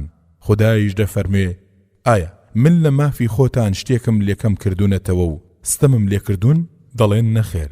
خودایش دەفەرمێ: دەی ئەوە زیادە لوتف و کەڕەمی خۆمە و دەیدەم بەو کەسەی کە ئارەزوم لێبێت. لەم فەرموودە بەڕێزەوە ئەمانەی خوارەوە وەردەگیرێت. یەکەم، وا دەردەکەوێت کە عمری ئەم ئومەتە بەرامبەری عمری جوولەکەیە کە زیاتر لە 2000 ساڵە. ئەلبەتە لە هاتنی حەزرەتە ئیساوە تا دواهاتنی دنیا، چونکە بەنیوە ڕۆژێکی داناوە. ئەمەش لێوەرگرتنە نەتەحقیق. دووهەم، ئەم ئومەتە ماوە و ئیشی کەمە، واتە هەم تەمەنیان کەمە و هەم کار و تەلاشیان لەوان کەمترە، بەڵام پاداشیان لەوان زۆرترە. سێم، لەم فەرموودەوە ڕاستی لۆچوونی ئەهلی سونەت و جەماعەت بەهێزتر دەکات کە پاداش و بەخشین لە لوتفی خوداوەیە و کەس بەکردەوەی خۆی ناچێتە بەهەشت. چوارەم، دروستە بە ئیجارەگرتنی خەڵک بۆ ئیشێکی دیاریکراو و لە کاتێکی دیاریکراودا. پێنجەم، خاوەن ئیش دەتوانێت بۆ ئەنجامدانی ئیشێک ئیشکەرەکان جیا بکاتەوە لە ماف و کاتیاندا، بەو مەرجە پێش دەستکردن بە ئیشەکە مافەکانیان بۆ دیاری کرابێ. شەشەم، خوددا ستەم لە کەس ناکات و لە زیادە و کەڕەمی خۆشی پاداشتی خەڵکی دەداتەوە، هەر لە 2 بەرامبەرەوە تا 700 بەرامبەر و بگرێ زیاتریش. وەکو لێرەدا دەفەرمێ: فەذلك فەضلی ئوتیه من ئەشا. ئەوە فەزلی خۆمە و دەیدەم بەو کەسەی کە ئارەزوم لێبێ. خوددا پاداشتی ئەم ئومەتەی لە پاداش و ئەجری جوولەکە و گاورانێک کە باوەڕیان هێنابێ زیاتر کردووە. ئەمەش بەڵگەیە بۆ سۆزی بێپایانی خوددا بۆ ئەم ئومەتە. دەڵێن کاتێ باوەڕداران بە ئیسا باوەڕیان هێنا و پێغەمبەر صلی الله عليه وسلم پێی فەرموون: ئێوە 2 پاداش دەدرێنەوە، پاداشتی ئاینی پێش و پاداشتی ئەم ئاینەش. خەریک بوو خۆیان هەڵکێشن بەسەر مسلمانانێکدا کە لە پێشدا بتپەرست بوون و لە پاشا مسلمان ببوون. خودایش دڵنەوایی مسلمانانی کردو لە ئاەتی 28 و 29 سوڕەی ئەلحەدید دەفەرموێ: يا أيها الذين آمنوا اتقوا الله وآمنوا برسوله يؤتيكم كفلين من رحمته ويجعل لكم نورا تمشون به ويغفر لكم والله غفور رحيم. لئلا يعلم أهل الكتاب ألا يقدرون على شيء من فضل الله وأن الفضل بيد الله يؤتيه من يشاء والله ذو الفضل العظيم. واتە ئەی ئەوانی کە باوەڕتان هێناوە لە خوددا بترسن و باوەڕ بە پێغەمبەرەکەی صلی الله عليه وسلم بهێنن. خوددا دوو پاداشتان پێدەدات لە سۆز و ڕەحمەتی خۆی و ڕووناچێکی واتان پێدەدات کە بتوانن هات و چۆی پێ بکەن و لێتان خۆشە بێ. و خوددا زۆر لێخۆش بوو بە سۆزە تا ئەهلی کتاب بزانن کە ئەوان هیچ توانایەکیان نییە لەبارەی فەزڵ و بەخشینی خوددا و بەڕاستی فەزڵ بەدەستی خوددایە و ئەیداد بە کەسێک کە ئارەزووی لێبێ و خوددا خاوەنی فەزڵی گەورەیە. منیش دەڵێم يا ربي لك الحمد كما ينبغي لجلال وجهك وعظيم سلطانك. فرمودي سيو توارم لبرا صدو حفتاو هشت. عن أبي هريرة رضي الله عنه عن رسول الله صلى الله عليه وسلم قال: أول ما يحاسب به العبد صلاته فإن كان أكملها وإلا قال الله عز وجل: انظروا لعبدي من تطوع فإن وجد له تطوع قال: أكمل به الفريضة. حديث صحيح أخرجه أصحاب السنن. واتا لا أبو هريرة دجرنوا كبيغمبري خوا صلى الله عليه وسلم فرمويتي أول شيكا بندي لسر محاسبة دكريت لبنداتي دا نوێژەکەیەتی. جا ئەگەر تەواوی کرد بێ ئەوە خۆچاکە و ئەگەر تەواوی نەکرد بێ خدای خاوەندە سەڵات و بەشکۆ فەرموویەتی تەماشا بکەن بزانن ئایا بەندەی من زیادە لە فەرزەکەی هەیە واتە سنەت یان تەتەووع. جا ئەگەر زیادەی هەبوو خدا دەفەرمێت بەو زیادەیە فەرزەکەی تەواو بکەن. لەم فەرموودە بەنرخەوە ئەمانەی خوارەوە وەردەگیرێت. یەکەم گەورەی پلەی نوێژ لە ناوباقی بەنداتیەکانی تردا. هەر بۆیە زانایان لەسەر تەرچی هیچ واجبێ کەسیان بە کافر دانەناوە، بەڵام لەسەر تەرچی نوێژ زۆربەی زانایان کابرا بە کافر دەزانن و بەڵگەشیان زۆر بەهێزە لەسەر ئەو بڕیارە، وەکو لەم فەرموودەدا هاتووە کە پێغەمبەر صلی الله عليه وسلم دەفەرمێ: بين الرجل وبين الشرك والكفر ترك الصلاة فمن تركها فقد كفر. كلام باروا لا فرمودي قسمت الصلاة بيني وبين عبدي دا باسكرا. دوهم فرض ناتواوەکان بە زیادەی جنسی خۆیان پڕدەکرێنەوە. بۆ نمونە نوێژی فەرز ئەگەر ناتەواو بوو بە نوێژی سنەت پڕدەکرێتەوە و ڕۆژووی ڕەمەزان ئەگەر ناتەواو بوو بە ڕۆژووی سنەت پڕدەبێتەوە. کەواتە ئەو لۆچوونەی کە لای وایە تا فەرزی لەسەر بێ سنەتی لێوەرناگیرێت نەیپێکاوە. لە ڕەمەزاناندا هەندێک خەڵک وا فێرکراون کاتی تەڕاویح لە دەوروبەری سۆبەی مزگەوتدا دادەنیشن و جاجاریش دەست دەکەن بە حیکایەتکردن و ناچنە تەڕاویحەوە. بۆچی؟ چونکە فەرزمان لەسەرە و دەڵێن نابێت سنەت بکەیت. ئەو لۆچوونە بەم شێوێ ڕاز دەکەینەوە. ئەگەر دەزانی قەرزاری بۆچی جێبەجێ ناکەیت؟ کام زانا و توێتی ئەگەر قەرزار بیدا بنیشە و گوێی مەدەرێ. جایان دەبێ خەریکی بژاردنەوەی قەرزەکە بیت تا لە کۆڵت دەکەوێت کە ئەمە ڕەئی زۆری زانایانە، یانەوەیە کە هەڵسیت و سنەتەکەی بکەیت تا لە ڕۆژی قیامەتە قەرزەکەی پێپڕ بکرێتەوە، کە ئەمەش ڕەئی کۆمەڵێک لە زانایانە و ئەم فەرمودەیەش ئەو ڕەئیە بەهێزتر دەکات. سێم ئەم فەرمودەیە هەڵمان دەنێت بۆ ئەنجامدانی فەرزەکان بەڕێک و پێچی بە تایبەت نوێژ تا لە یەکەم پرسیاردا وەراممان چاک بێت. چارەم هەروەها ئەم فەرمودەیە هەڵمان دەنێت بۆ ئەنجامدانی بەنداتیە زیادەکان بە تایبەتی نوێژی سنەت کە زۆرن و بۆ بەبیرهێنانەوە هەندێکیان دەنووسین. لەوانە دوور کات پێشنوێژی بەیانی و چوار کات پێشنوێژی نیوەڕۆ، وەکو حەزرەتی عایشە دەڵێت پێغەمبەری خوا صلی الله عليه وسلم فەرموویەتی: ركعة الفجر خير من الدنيا وما فيها. رواه مسلم. وفي رواية: أحب إلي من الدنيا جميعا. متفق عليه. واتا دوور كاتباني چاکتر لدنيا ولويك لدنيا داهيا. إمام مسلم. وللرواية تري إمام مسلم وبخاري دا دفرمي دوور كاتي نوێژی بەیانی خۆشەویسترە لای من لە هەموو دنیا. هەر لە ڕیوایەتێکی عایشەدا ڕەزای خوای لێبێ هاتووە کە دەفەرمێ بەڕاستی پێغەمبەر صلی الله عليه وسلم وازی نهێناوە لە 4 کاتی پێش نیوەڕۆ و 2 کاتی پێش بەیانی. كان لا يدع 4 قبل الظهور وركعة الفجر رواه البخاري. هروها سنة 4 كاتي بيش عصر لبر فرمودي رحم الله امرئا صلى قبل العصر 4 رواه أبو داود والترمذي. بلكو ألباني لسر أو فرمودي علي كدلي براستي بيغمبر صلى الله عليه وسلم بر لنويجي عصر 2 كاتي كردوه. إن رسول الله صلى الله عليه وسلم كان يصلي قبل العصر 2 ضل حديث شاذ بلفظ 2 والمحفوظ بلفظ 4 ركعات صحيح. بوشي 2 ركعتا تاككا شاذة أو بارزراوة بوشي 4 ركعتا وراستا. هروها 2 كاتي بيج مغربو 2 كاتي باشيشي لبر فرمودي صلوا قبل المغرب قال في 3 لمن شاء رواه البخاري. واتا نوێژ بکەن پێش نوێژی مەغریب و لە جاری سێهەمدا فەرمووی هەر کەسێک ئارەزووی لێیە. واتا ئەمرەکە بۆ واجببوون نییە بەڵکو سنەتە و لەبەر فەرمودەی كان يصلي بعد المغرب 2 رواه مسلم. واتا پێغەمبەر صلى الله عليه وسلم دوای نوێژی مەغریب 2 رکات نوێژی دەکرد. 5 هەروەها 2 ركاتی پاش عیشا وەکو لە فەرمودەی ابن عمر داهاتوە کە دەڵێ صليت مع رسول الله صلى الله عليه وسلم 2 بعد العشاء متفق عليه.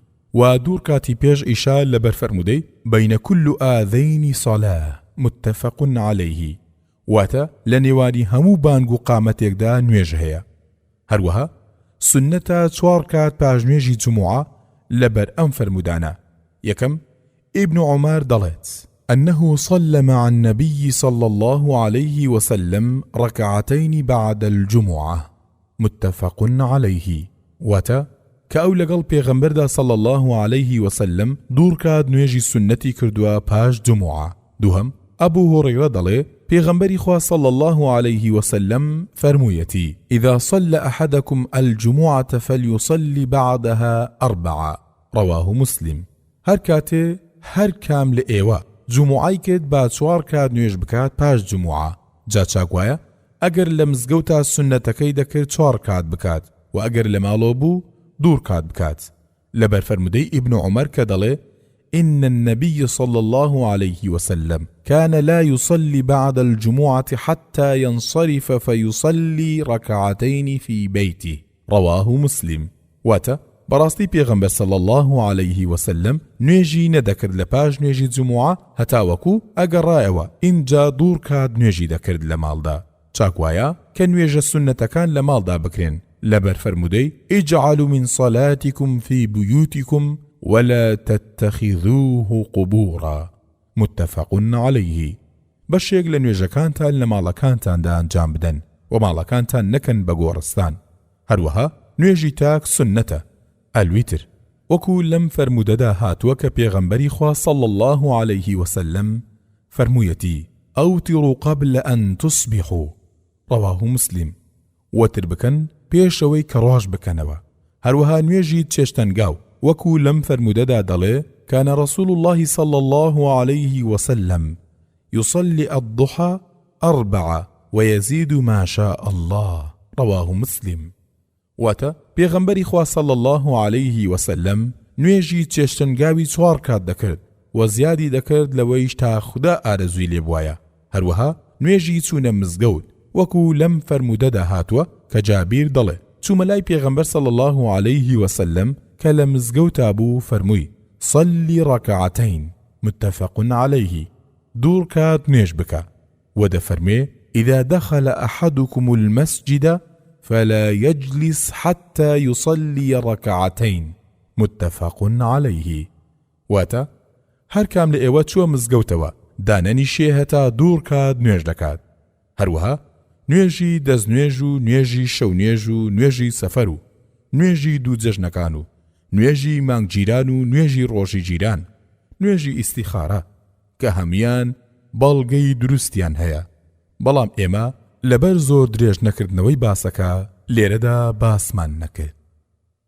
فەرمودەی 35 لە پەڕە 183 عن تميم الداري رضي الله عنه عن النبي صلى الله عليه وسلم قال: أول ما يحاسب به العبد يوم القيامة صلاته، فإن لم يكن أكملها قال الله سبحانه لملائكته: انظروا هل تجدون لعبدي من تطوع، فأكمل بها ما ضيع من فريضته، ثم تؤخذ الأعمال على حسب ذلك.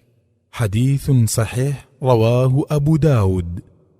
واتە لا تەمیمی داریەوە ئەویش لا پێغەمبەرەوە صلى الله عليه وسلم دەجێڕێتەوە کە پێغەمبەری خوا صلى الله عليه وسلم فەرموویەتی: ئەوەڵ شتێک لە بەندایەتی کە کێشەی مرۆڤی لەسەر دەکەن لە ڕۆژی قیامەتە نوێژە. جاگەر نوێژە فەرزەکانی تەواو کردبن، نوێژە سونەتەکانی بە زیادە بۆ دەنووسرێت. واگەر لە فەرزەکانیا کەم و کوڕی هەبوو، خوددا پاک و منەزەهی بۆ ئەو بە فریشتەکانی دەفەرمێت: تەماشا بکەن بزانن هیچ نوێژەشی سونەتان دەست دەکەوێت بۆ ئەو بەندەی منەکە کردبێتی، دەی بەو سونەتە تەواوی بکەن، ئەو فەرزانەی کە فەوتان دوویەتی. لە پاشە هەموو کردەوەکان بەو شێوەیە هەژمار دەکرێت. واتە ئەگەر فەرزەکانی تەواو بوون، ئەوە سونەتەکانی بە زیادە بۆ دادەندرێت، و ئەگەر نوقسان بن بەو سونەتانە پڕ دەکرێنەوە. ئەمەیش هەڵمان دەنێت لەسەرەوەی کە بێجگەل لە فەرزەکان بە سونەتەکانیشەوە خەریک بین، تا لەو ڕۆژەدا گرفتاری شەرمەزاری و سەرشۆڕی نەبین. ئەوەی ڕاستی بێت کەس نەیتوانیوە و ناشتوانێت بە تەواوی نوێژێکی فەرز ئەنجام بدات و خەیری تەواوی نوێژەکەی دەستکەوێت. وەکو پێغەمبەرمان صلی الله عليه وسلم دەفەرموێ: بەڕاستی کاتێ پیاو نوێژەکەی خۆی تەواو دەکات و دەگەڕێتەوە لە نوێژەکەی کە کردوویەتی، بۆی نانووسرێت مەگەر دەیەکی نوێژەکەی، یان نۆیەکی، یان هەژدیەکی، یان حەودیەکی، یان شەشیەکی، یان پێنجیەکی، یان چواریەکی، یان سێیەکی، یان نیوەی. واتە بە گوێرەی دەستنوێژی چاک و پاک و خاوێنی جێگا و لیباس و ریایی دڵی و لەگەڵ زمانی دا و تێگەیشتنی چاکتر و تەواوتر کە بەرامبەر چیە وەستاوە و چی دەڵێ و چەندێک دڵنیایە لەو گفتوگۆی خۆی لەگەڵ خوددا.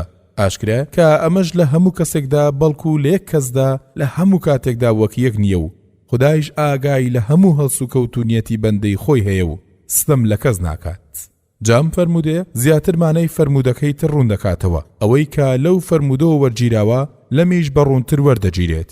پێویستە ئەمەش بڵین کە فەوتاندنی نوێژمادەم بە سوک تەماشا نەکرێت و بەیناوبەین بێت کابرا کافر نابێ، چونکە ئەگەر کافر بووبایە هەواڵپرسی سونەتی بۆ نەدەکرا، بەڵام تاوانبار دەبێت و شایستەی سزایە، وەکو پەروەردگار لە سوورەی ئەلماعون ئایەتی 4 و 5 دەفەرمێ: فويل للمصلين الذين هم عن صلاتهم ساهون.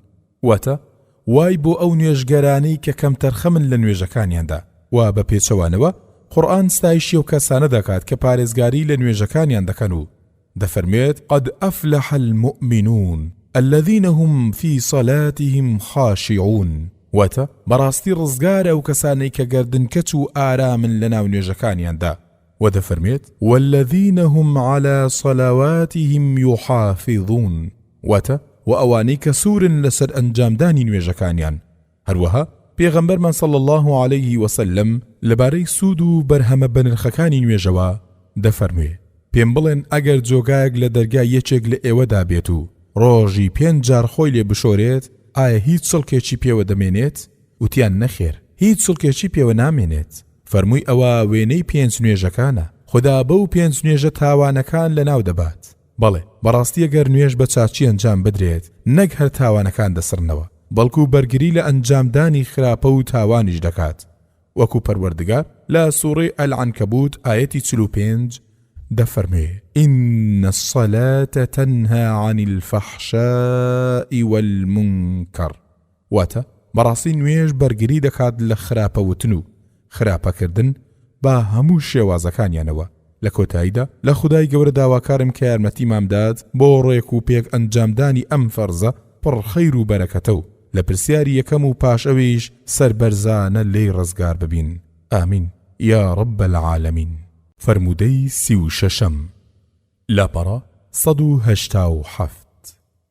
عن أنس رضي الله عنه قال: جاء رجل والنبي صلى الله عليه وسلم في الصلاة فقال: الحمد لله حمدا كثيرا طيبا مباركا فيه. فلما قضى النبي صلى الله عليه وسلم قال: أيكم القائل كذا وكذا؟ قال: فأرم القوم. قال: فأعادها 3 مرات، فقال رجل: أنا قلتها وما أردت بها إلا الخير. قال: فقال النبي صلى الله عليه وسلم: لقد ابتدرها 12 ملكا فما دروا كيف يكتبونها حتى سألوا ربهم عز وجل قال: اكتبوها كما قال عبدي. حديث حسن أخرجه أحمد في مسنده. واتە لا ئەنەسەوە دەجێڕنەوە بەڕ ڕەزامەندی پەروەردگار بکەوێت دەڵێ پیاوێک هات لە کاتێکدا کە پێغەمبەر صلی الله عليه وسلم لە نوێژدا بوو، وتی: سپاس بۆ خوددا، سپاس بۆ خوددا، سپاسێکی زۆر و پاچی پیرۆزی تێدا بێت. جا کاتێک کە پێغەمبەر صلی الله عليه وسلم نوێژەکەی تەواو کرد، فەرمووی شێ بوو وا وای وت. ئەنەس دەڵێ خەڵکەکە هەموو بێدەنگ بوون. پێغەمبەر صلی الله عليه وسلم 3 جار ئەوەی فەرمووە. اینجا پیاوێک وتی من بووم، بێجگە لە چاکە هیچی ترم مەبەز نەبووە. ئەنەس دەڵێ پێغەمبەر صلی الله عليه وسلم فەرمووی 12 فریشتە بەپەلە هاتن بۆی، بەڵام نانزانی چۆنی بنووسن، تا پرسیاریان لە پەروەردگاریان کرد کە چۆنی بنووسن. خدای باڵادەست و باشکۆ فەرمووی هەر وەکو چۆن بەندەکەم وتی ئاوا بینووسن. ئەم پیاوە ناوی ڕەفاعی کوڕی ڕافیع بوو. پێغەمبەریش صلی الله عليه وسلم لە نوێژی مەغریبدا بووە. لەم فەرموودە بەنرخەوە ئەمانەی خوارەوە وەردەگیرێت. یەکەم، دروستە مرۆڤ درێژە بدات بە وەستان لە پاش چەمینەوە ئەڕکوع. دووهەم، دروستە مەئموم ذیکرێ بکات کە ئیمامەکەی نەیکردبێ. تێبینیەکی گرنگ، مرۆڤ ئەگەر بە تەنیا نوێژی کرد هەتا پێی بکرێت با سونەتەکانی نوێژ ئەنجام بدات، چونکە ئەنجامدانی سونەتەکانی پێغەمبەرمان صلی الله عليه وسلم ئیشێکی پیرۆز و ئەرکێکی گرنگی سەرشانی مسلمانان و خواناسە ڕاستەقینەکانە و پاداشتێکی گەورەی هەیە. و ئەگەر ئیمام بوو ئابیش مافی خۆیەتی هەوڵ بدات بۆ ئەنجامدانی سونەتەکانی نوێژ و بۆ خەڵکیش لەم بارەوە ڕوون بکاتەوە. بەڵام ئەگەر مەئموم بوو چاو لە ئیمامەکەی بکات، لە کردار و پێچەوانەی ئەو ڕەفتار نەکات. لەبەر فەرموودەی إنما جعل الإمام ليؤتم به رواه البخاري.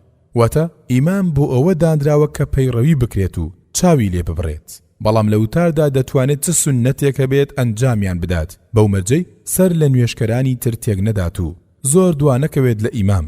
بەڕاستی ئەگەر مسلمانانی ئەم سەردەمە چاک لەم فەرمودانە سەرنج بدەن، ئەوەندە کێشەی لاوەچی دروست نابێت بۆ ئەنجامدانی سونەتێک دووچاری ئیشێکی حرام نابن، واتە بەهۆی ئەنجامدانی سونەتێکەوە دووچاری بەشبەشی نابن.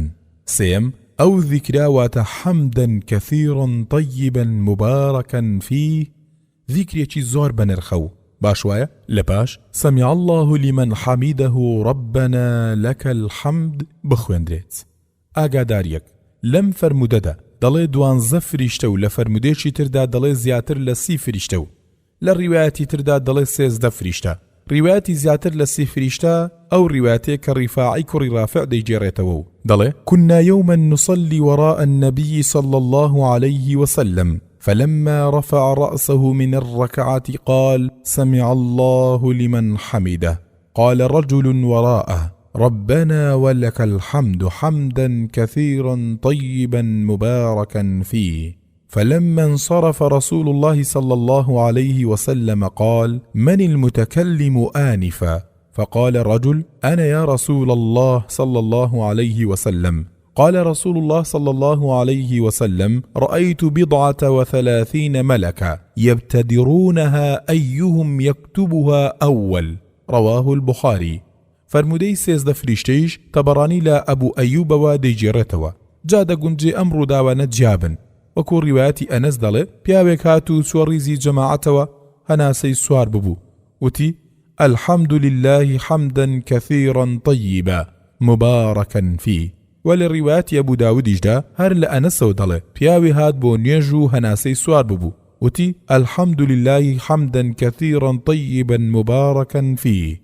و ڕیوایەتی پێشووی خۆمان کە لە ڕیفاعەوە بوو دەڵێ کاتێ پێغەمبەر صلی الله عليه وسلم سەری لە چەمینەوە الركوع بەرز کردەوە، فەرمووی سەمیع الله لمن حەمیدە. کابراوتی ربنا ولك الحمد حمدا كثيرا طيبا مباركا فيه. لهر جارێکدا بە گوێرەی ئاگایی و دڵپاچی و پاڵفتەی کابرا بووە، یان ئەگەر یەک ڕووداو ببن زیاتر لە سیەکە چونکە لای ژوور و حیسابە لە ژمارەدا، چونکە ئەگەر زیاتر لە سی بوو بێت و 12 و 13 کەشیش هەڕاستە. ئەگەر چی قسەی یەکەمم بەلاوە نزیکترە هەر خودایش خۆی زاناترە. فرمودەی 37 لاپەڕا 191 عن أبي هريرة رضي الله عنه أن رسول الله صلى الله عليه وسلم قال تفتح أبواب الجنة يوم الاثنين ويوم الخميس فيغفر لكل عبد لا يشرك بالله شيئا إلا رجلا كانت بينه وبين أخيه شحناء فيقال أنظروا هذين حتى يصطلحا أنظروا هذين حتى يصطلحا أنظروا هذين حتى يصطلحا أخرجه مسلم. واتا لا أبو هريرة دجرنوك بيغمبري خوا صلى الله عليه وسلم فرمويتي دەرگاکانی بەهەشت هەموو ڕۆژێکی دووشەممە و پێنجشەممە دەکرێنەوە و چاوپۆشی دەکرێت لە تاوانی هەموو بەندەیەک کە هاوڵی بۆ خوددا دانەنابێت، مەگەر پیاوێک لێرەدا تەنها مەبەست پیاو نییە بەڵکو ئافرەتیشە کە لە نێوان ئەو براکەیدا دژمنایەتی و ڕق و قین هەبێت. ئەبێژرێت دوای بخەن ئەو دوانە هەتا ئاشتەوایی دەکەن، دوای بخەن ئەو دوانە هەتا ئاشتەوایی بکەن، دوای بخەن ئەو دوانە هەتا ئاشتەوایی دەکەن. جا ئەمەی دوایی کە 3 جار دووبارە کراوەتەوە بە فەرمودەی خوددا دەزانرێت و بۆیە فەرمودەکە بە فەرمودەی قودسی ناوبراوە. ئەمەی خوارەوە لەم فەرمودە قودسیە وەردەگیرێت. یەکەم پێویستە خاوەن باوەڕان واز لە دوژمنایەتی یەکتر بهێنن و ڕق و قینیان لێکتر نەبێ تا خوددا چاوپۆشی بکات لە تاوانەکانیان. بۆیە پێغەمبەری ئازیزمان صلی الله عليه وسلم زۆر بەزەقی ئەم دەنگ وەرگرتنانە بە شتێکی قەدەغەکراو دانێت و دەفەرمێ لا تباغضوا ولا تحاسدوا ولا تدابروا ولا تقاطعوا وكونوا عباد الله إخوانا ولا يحل لمسلم أن يهجر أخاه فوق 3 أيام متفق عليه. وتا رغتان ليكتر نبيو حسادت بيكتر نبنو دنگ ليكتر ورمگرنو پەیوەندی خۆتان مەپچڕێنن و ببن بە بەندەی خوددا و برای یەکتر بن و ڕەوانیە بۆ هیچ مسلمانێک کە قسە لەگەڵ برای ئاینی خۆیدا نەکات زیاتر لە 3 ڕۆژ. دووەم یەکپارچەیی و یەکبوونی مسلمانان ئەرکێکی پێویستە و ڕەوانیە هیچ کەس خۆی لەو ئەرکە دوور بخاتەوە و نابێ ئیشێک ئەنجام بدات کە ببێت بەهۆی بەشبەشی و جیابوونەوەی مسلمانان لێکتر. سباب المسلم فسوق وقتاله كفر متفق عليه. واتا جنێودان بە مسلمانان بەڵگەی فاسقیەتی جنێودەرە و شەڕکردن لەگەڵیدا بەڵگەی کوفری شەڕکەرە. واتا ڕەوانیە جنێودان و شەڕکردن لەگەڵ مسلمانان. سێم خدای گەورە بەندەی خۆی خۆش دەوێ ئەوە تا ئامۆژگاری دەکات و دەیترسێنێ لەو شتانەی کە لەم ژیانەدا گرفتاری و تەنگ و چەڵەمەی بۆ دروست دەکات و هەڵی دەنێت بۆ ئەنجامدانی ئەو شتانەی کەمایەی یەکێتی و یەکدەستی و دڵخۆشی نێوانیانە. هەروەکو لە قورئاندا لە سوورەی ئالی عیمران ئاەتی 30 دەفەرمێ والله رؤوف بالعباد. واتە وە خوددا میهرەبانە سەبارەت بە بەندەکانی. چوارەم ڕۆژانی دووشەممە و پێنجشەممە 2 ڕۆژی گەورن چونکە خوددا لەو ڕۆژانەدا لە بەندەکانی خۆی خۆش دەبێت مەگەرەوانە کە دەنجیان لەگەڵ یەکتردا نەبێت. ئەوە تا پێغەمبەری ئازیزمان صلی الله عليه وسلم سەفارشی ڕۆژووی ئەو 2 ڕۆژە دەکات و دەفەرمێ تعرض الأعمال يوم الاثنين والخميس فأحب أن يعرض عملي وأنا صائم.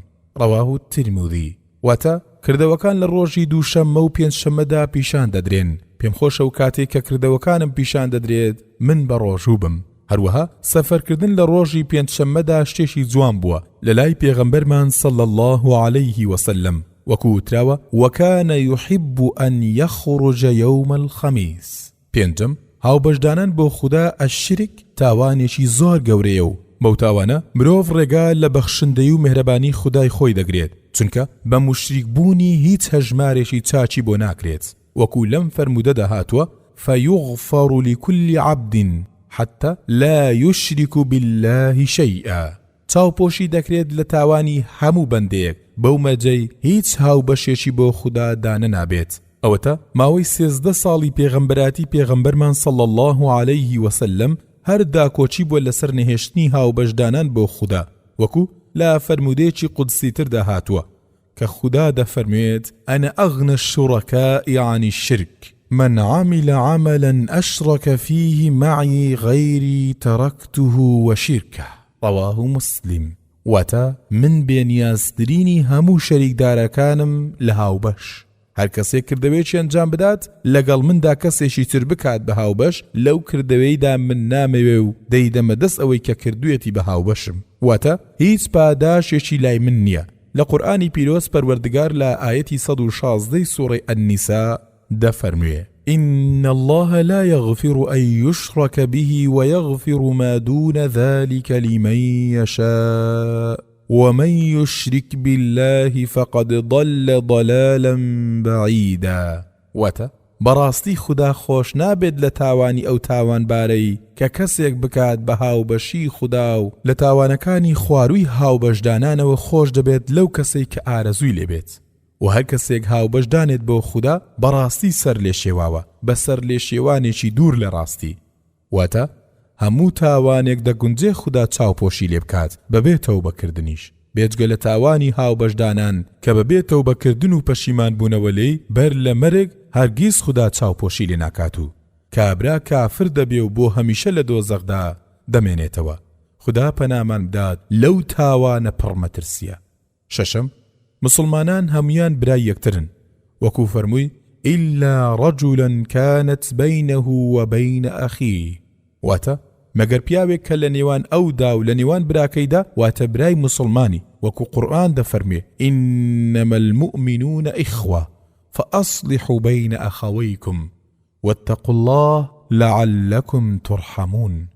واتە باوەڕداران بێجگەلەوەی کە برای یەکترن شتێکی تر نین، جا بە ئاشتەوایی بکەن لە نێوان براکانیاندا و لە خوددا بترسن تا خوددا ڕەحمتان پێ بکات. فەرمودەی 38 لاپەڕە 196 عن أبي هريرة رضي الله عنه عن النبي صلى الله عليه وسلم قال ما من مسلمين يموت بينهما 3 أولاد لم يبلغ الحنث إلا أدخلهما الله بفضل رحمته إياهم الجنة. قال يقال لهم ادخلوا الجنة فيقولون حتى يدخل آباؤنا فيقال ادخلوا الجنة أنتم وآباؤكم. حديث صحيح أخرجه النسائي. واتە لا أبو هريرة دەجێڕنەوە کە پێغەمبەر صلى الله عليه وسلم فەرموویەتی هیچ باوکو دایکێکی مسلمان 3 مناڵی نامرێ بەر لە باڵغ بوونیان مەگەر ئەوانەی کە خوددا بە فەزڵ و سۆزی خۆی ئەوانیش لەگەڵ منداڵەکانیاندا بخاتە بەهەشتەوە. پێغەمبەر صلى الله عليه وسلم دەفەرموێت پێیان دەبێژرێت واتە خوددا بە منداڵەکان دەفەرموێت بچنە بەهەشتەوە، ئەوانیش دەڵێن ناچین تا باوکو دایکمان نەچێت. خوددایش دەفەرموێت بچنە بەهەشتەوە بە خۆتان و دایک و باوکتانەوە. واتە هەر مسلمانێک 3 منداڵی پێش باڵغ بوونی لێ بمرێت مادەمە و باوکو دایکانە ئیشی دژی ئاین ئەنجام نەدەن و بێزاری خۆیان دەرنەبڕن سەبارەت بەو منداڵ مردنە، ئەوە خوددا شەفاعەتی منداڵەکانیان وەردەگرێت و هەمویان بەیەکەوە دەچنە بەهەشتەوە لەم فەرمودە بەنرخەوە ئەمانەی خوارەوە وەردەگیرێت. یەکەم، هەموو ناخۆشیێک بۆ مسلمانی ڕاست و خۆگر مایەی بەختەوەریەتی، هەروەکو پێغەمبەرمان صلى الله عليه وسلم لا فرموديكدا فرمويتي عجبا لأمر المؤمن إن أمره كله خير وليس ذاك لأحد إلا للمؤمن إن أصابته سراء شكر فكان خيرا له وإن أصابته ضراء صبر فكان خيرا له. رواه مسلم. وتا سرسڕهێنەرە کاروباری باوەڕدار بەڕاستی هەموو کاروبارێکی چاکێ بۆی و ئەمە بۆ هیچ کەسێک نییە بێجگە لە باوەڕدار. ئەگەر خۆشێکی پێبگات و سوپاسی کرد ئەمە ئیشێکی چاکە بۆی و ئەگەر زیانێکی دووچار هاتوو خۆی گرت دیسان ئەمەیش هەر چاکەیە بۆی. دووهەم، مەرجی پاداشتی چاکەی ڕۆژی دوایی باوەڕبوونێکی ڕاستەقینەیە، وەکو لە فەرمودەکەدا فەرمووی ما من مسلمین، بەڵام بێ باوەڕان هیچ پاداشتێکیان نییە. سێم، ئەم فەرمودێ بەڵگەیە لەسەرەوەی کە منداڵی مسلمانان بەهەشتین. چوارم، شەفاعەت هەیە، ئەوە تاو منداڵانە شەفاعەتی باوکو و دایکیان دەکەن. پێنجم، تکاو شەفاعەتیە و منداڵانە و وەرگرتنی لەلایەن پەروەردگارەوە بەڵگەی سۆز و مهرەبانی بێسنووری خودای خاوەن کەڕەم و بەدەسەڵاتە. ئەوەتە دڵیە و منداڵانە ناشکێنێ و شەفاعەتیان لێوەردەگرێت. لا فەرمودەیەکی تردا پێغەمبەرمان صلی الله عليه وسلم هەمان مەبەست باز دەکا و دەفەرمێ ما من مسلم يموت له ثلاث لم يبلغ الحنث إلا أدخل الله الجنة بفضل رحمته إياهم متفق عليه. واتا هیچ مسلمانێک نییە کە سێ منداڵی بمرێت پێش باڵغبوونیان مەگەر بەو هۆیەوە خودای گەورە بە فەزلی خۆی ئەو مسلمانانەیش لەگەڵ ئەواندا بخاتە بەهەشتەوە. شەشم، منداڵ نیعمەتێکی زۆر گەورەیە، ئەوەتە ئەگەر بەر لە باڵغبوون بمرێت ئەو خزمەتە گەورە بە باوکو و دایکی دەکات، و ئەگەر بمێنێتەوە پاشەوانیش هەرچی چاکە بێت باوکو و دایشی تێیدا بەشدارن، وەکو لە فەرمودەدا هاتووە إذا مات الإنسان انقطع عنه عمله إلا من ثلاثة إلا من صدقة جارية أو علم ينتفع به أو ولد صالح يدعو له. رواه مسلم. واتا هەر کاتێک بنیادەم مرد کۆتایی بەکردەوەکانی دێت بێجگە لەم سێ ڕێگەیە. یەکەم چاکەی نەبڕاوە وەکو مزگەوت و چارەخانە و قوتابخانە و پرد و ڕێگاوبان. دووهەم، زانینێک کە پاش خۆی سوودی لێوەربگیرێت. سێهەم، منداڵی ساڵح کە دوعای بۆ بکات و دەیان فەرمودەیتر لەم بارەوە هەیە. لێرەدا ماوەی باسکردنیان نییە. فەرمودەی 39 لاپەڕە 199 عن معاذ رضي الله عنه عن رسول الله صلى الله عليه وسلم يقول قال الله عز وجل وجبت محبتي للمتحابين في والمتجالسين في والمتزاورين في. حديث صحيح رواه أحمد في مسنده. واتا دەجێڕنەوە لە معاذەوە ڕەزای خودای لێبێت، ئەویش لە پێغەمبەری خوداوە صلی الله عليه وسلم کە دەفەرمێ خودای باڵادەست فەرموویەتی پێویست بوو خۆشەویستی من بۆ کەسانی کە یەکتریان خۆشەوێ لەبەر خاتری من وەدا ئەنیشن لەگەڵ یەکتردا لەبەر خاتری من و ئەبەخشن بە یەکتر لەبەر خاتری من و سەردانی یەکتر دەکەن لەبەر خاتری من.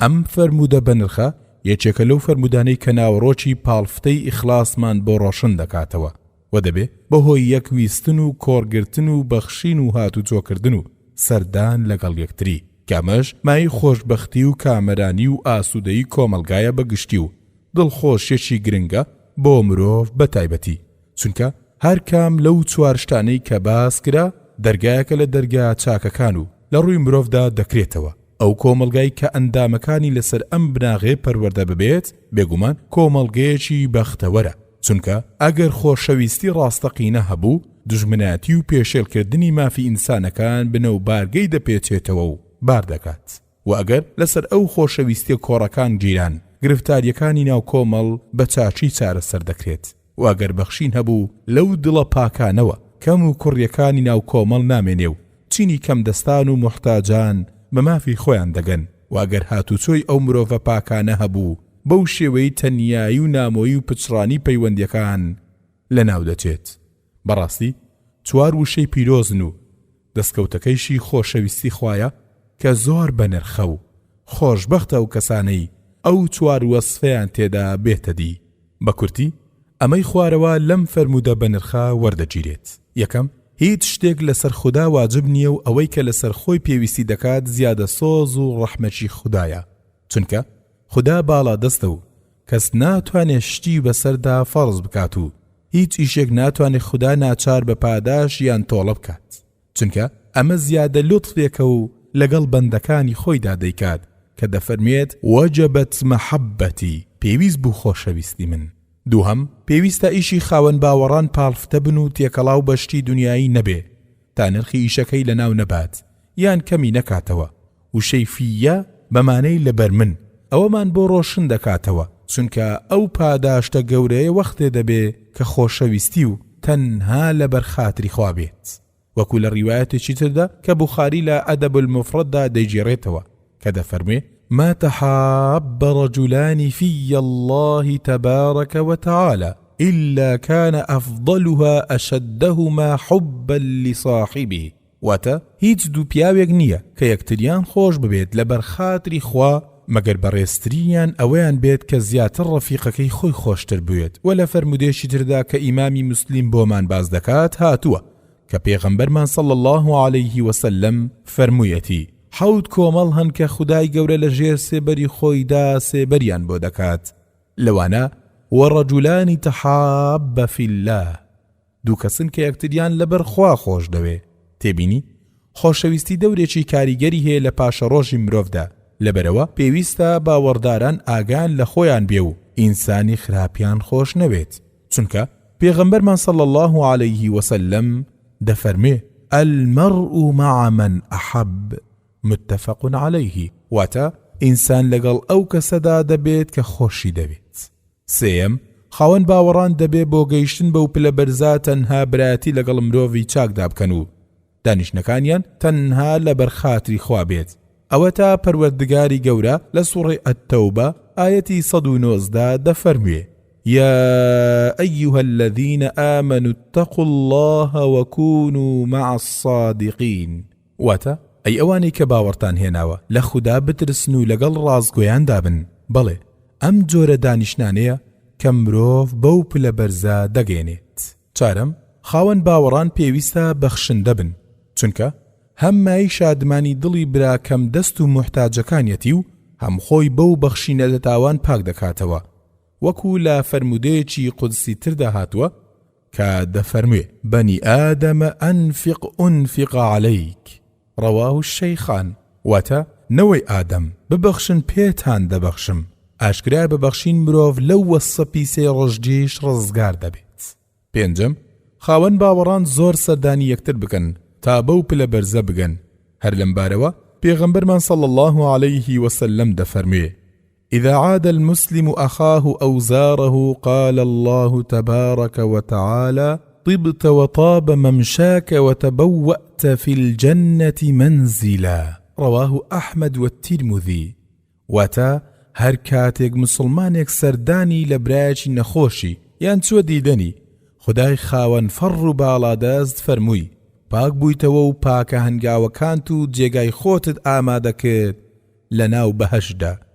جا با باوەڕداران تەماشای ئەو هەموو بەڵێنە خۆش و بەنرخانە بکەن و بە دڵێکی پاکەوە سەردانی یەکتر بکەن تا لە هەردوو ژیاندا بەختەوەر بن. فەرمودەی چلەم لاپەڕا 203 عن أبي هريرة رضي الله عنه عن رسول الله صلى الله عليه وسلم قال قال الله تعالى إذا أحب عبدي لقائي أحببت لقاءه وإذا كره لقائي كرهت لقاءه رواه مالك والبخاري والنسائي. وتا لا أبو هريرة خدا لرازي بي دجرنوا أبيش لا بيغمبري خداوة صلى الله عليه وسلم كفرمويتي خداي بلند مقام فرمويتي هر بندێک پێی خۆش بێت بگات بە من منیش پێم خۆشە گەیشتن بە ئەو و ئەگەر پێی ناخۆش بێت بگات بە من منیش پێم ناخۆشە کە بگەم بە ئەو. واتە خدا پاداشتی بەندەکانی بە گوێرەی دۆستایەتی ئەوان بۆ خدا دەداتەوە. هەر کەسێک تا مەزرۆی گەیشتن بە خدا و ئارەزووی ناز و نیعمەتی هەمیشەی ئەو زاتەی دەکرد و هەمیشە خەریکی چاکردنی ئەو ڕێگایە بوو کە ئەو بەسەر بەرزی بگەێنێتە لای خوا. خدای مهربانیش ئەو بەندەی خۆش دەوێ و ڕووناچێکی وای لە ناو دڵدا بۆ دروست دەکات کە هەموو چاکە و خراپەیەک لە یەکجیا بکاتەوە و وای ئامادە دەکات کە شاد و کەیف خۆش بێت بە ئەنجامدانی ئیشی چاک و نیگەران و دڵتەنگ بێت بە ئەنجامدانی ئیشی ناڕێک و خراپ. ئاشکرایە هەر کەسێک ئاوا بەندایەتی خدای خۆی کردو بە چاشی ئەو زاتەی ناسی و خراپەی لەبەر چاوکەوت هەمیشە دڵخۆشە و چاوەنواری ئەو ڕۆژێ کە بە دیداری خدای خۆی شاد بێت. ئەو زاتە مهرەبانش ئامادەی کردووە بۆ ئەوەی کە بە چاو نەبیندراوە و بەگوێ نەبیسراوە و بە دڵی هیچ کەسێکیشدا نەهاتووە. ئەوێ مانای کەسێک دیداری خودای پێخۆش بێت و خودایش دیداری ئەوی پێخۆشە و بە پێچەوانەوە ئەوانەی کە لە یاسای خوددا لایەنداوە و بە هەوەس ڕانی و دنیا پەرستیەوە خۆیان خەری کردووە هەرگیز لە بیری ڕۆژی قیامەت و گەیشتن بە خودانین و بەم ژیانە کەم تەمەنە سەرگەرم و مەغرورن و بە باسی مەرگ و گەڕانەوەی لای خوددا دڵتەنگ و هەناسە سارد و نیگەران و نائومێدن هەرگیز پێیان خۆش نییە ڕۆژێکی وابێتە پێشەوە بۆیان. جا ئاشکرا و ڕوونیشە خودایش ئەو جۆرە کەسانەی ناوێت و هیچ نرخێکیان بۆ دانانێت و لە هەموو ناز و نیعمەتێکی پاشە ڕۆژیش بێوەریان دەکات. ئەمەیە مانای پێناخۆش بوون نەک مردن، چونکە مرۆڤ وا دروست بۆ مردنی پێخۆش نییە چاک بێیان خراپ. ئەمانەی خوارەوە لەم فەرموودە بە نرخەوە وەردەگیرێن. یەکەم، مردن شتێکی دواهاتووە لە دڵی باوەڕداراندا و نابێ خۆیان بەو مردنەوە خەریک بکەن، بەڵکو پێویستە خەریکی ئەو ئیشانە بن کە پاش مەرگ سوودی هەیە بۆیان. دووهەم، خاوەن باوەڕانی ڕاستەقینە لە مەرگ ناترسن، چونکە کاتی هاتنی مەرگ زیاد و کەم ناکات. سێەم، خۆشەویستی و پێناخۆش بوون الحب والکەراهە دوو وەسفی خودایە و هەیە، بەڵام نابێ وەکو وەسفی دروستکراوەکانی تەماشا بکرێت، واتە چۆنیەتیەکەی نازانین. چارەم، بیرکردنەوە لە مردن و بەسەرهاتەکانی پاشمەرگ کە گەیشتن بە قیامەت و کیتاب و پردی سیرات و دۆزەخ و بەهەشتە زۆر بەسوودە بۆ مرۆڤ. بۆیە پێشەوای مەزنمان صلی الله علیه وسلم دەستورمان پێدەدات کە بیری لێ بکەینەوە و دەفەرمێت ئەکثروا ذیکر هذه اللذات، واتە زۆر یادی ڕوخێنەری شتە بەتامەکان بکەنەوە، واتە زۆر یادی مەرگ بکەنەوە، چونکە هەموو لەذەت و خۆشیەکی دنیا لە بەرچاو دەخات و شیرینیەکانی ژیان تاڵ دەکات. هەر لە بەریادکردنی ئەم مردنەیە سنەتە مرۆڤ هەر چەند ڕۆژزارێک سەر لە گۆڕستان بدات، وەکو لەم فەرموودەدا هاتووە ئەلا فەزوروها فإنها تذكركم الآخرة، واتە ئاگادار بن سەر لە گۆڕستان بدەن چونکە دوا ڕۆژتان دەخاتەوە بیر. تێبینی خاوەن باوەڕان پێویستە بۆ چاکتر خۆ ئامادەکردنی ڕۆژی دوایی هەمیشە بیر لە مردن و بەسەرهاتەکانی مردن بکەنەوە و گرنجێکی تەواو بدەن بەو ئاەت و فەرمودانەی کە باسی پاشە ڕۆژ و بەسەرهاتەکانی پاش مردن دەکەن و چاک لەمانان ورد ببنەوە و بۆ خەڵکیش لەو بارەوە ڕوون بکەنەوە و سەردانی گۆڕستانەکان بکەن و ماوە نەدەن کە بە شێوەی ناشەرعیانە لەگەڵ گۆڕستانەکاندا ڕەفتار بکرێت، چونکە باوەڕبوون بە پاشە ڕۆژ بناغەیەکە لە بناغەکانی ئاین و لە زۆر فەرمودەدا لە پاش باوەڕبوون بە خوددا باسی دوا ڕۆژ کراوە. هەروەک پێغەمبەر صلی الله عليه وسلم لەو فەرمودەیە دەفەرمێت من كان يؤمن بالله واليوم الآخر فليقل خيرا أو ليصمت ومن كان يؤمن بالله واليوم الآخر فليكرم ضيفه ومن كان يؤمن بالله واليوم الآخر فلا يؤذي جاره. هەروەها دەیان فەرمودەیتر هەیە کەواتە پێویستە پاشە ڕۆژ بە جوانی لەناو دڵەکاندا جێگای خۆی بکاتەوە تا دووبارە پیاوانی ئاینی ڕاستەقینە و هەڵکەوتوو پەیدا ببن. چەند تێبینیەکی گرنگ لەم بارەوە. یەکەم، نابێ مرۆڤی خاوەن باوەڕ وەختێ دووچاری سەختیەک دەبێ داوای مەرگ بکات لەبەر ئەم فەرمودەی پێغەمبەرمان صلى الله عليه وسلم کە دەفەرمێ لا يتمنين أحدكم الموت من ضر أصابه فإن كان لا بد فاعلا فليقل اللهم أحيني ما كانت الحياة خيرا لي وتوفني إذا كانت الوفاة خيرا لي متفق عليه. واتا هیچ کام لە ئێوە ئاواتی مردن نەخوازێت لە بەرزیانێک کە تووشی هاتووە ئەگەر هەر خۆی پێناگیرێ با بڵێ ئەی خودایە بمژیەنە هەتا ژیانم باشە بۆم و بمرێنە هەر کاتێ مردن باشە بۆم. دووەم، 5 ڕێگای شەهادەتێ بۆ مسلمانان وەکو پێغەمبەرمان صلی الله عليه وسلم دەفەرمێ الشهداء 5 المطعون والمبطون والغريق وصاحب الهدم والشهيد في سبيل الله متفق عليه. شهيدكان 5 مردن بتاعون و بسکسون و بخنکان و بروخانی شد بسریاو با کشتن لڕێگای بەرزکردنەوەی ئاینی خوددادا. هەروەها ئەوانەی کە بەلا ڕەشە بمرن یان لەسەر پارێزگاری ماڵ و گیان و ناموسیان بکوژرێن یان ئافرەتێک با سکەوە بمرێت یان هەرکس بێ و بمرێت و هەر کەسێک بەڕاستی داوای شەهادەت بکات بەڵام بمرێت و نەکوژرێت لەسەر ئاین ئەمانە هەمویان شەهیدن و فەرمودیان لەسەر هەیە بەڵام لە برکردنەوەی بابەتەکە خۆمان دەبوێرین لەوە.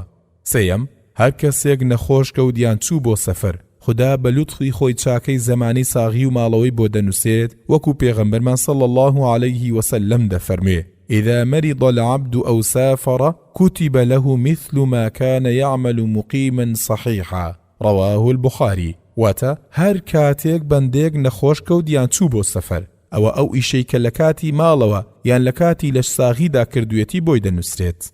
چارەم سنەتە هەر کەسێک سەردانی نەخۆشێک بکات دوعای خێری بۆ بکات بەم شێوەیە و بڵێ لا بأس طهور إن شاء الله رواه البخاري.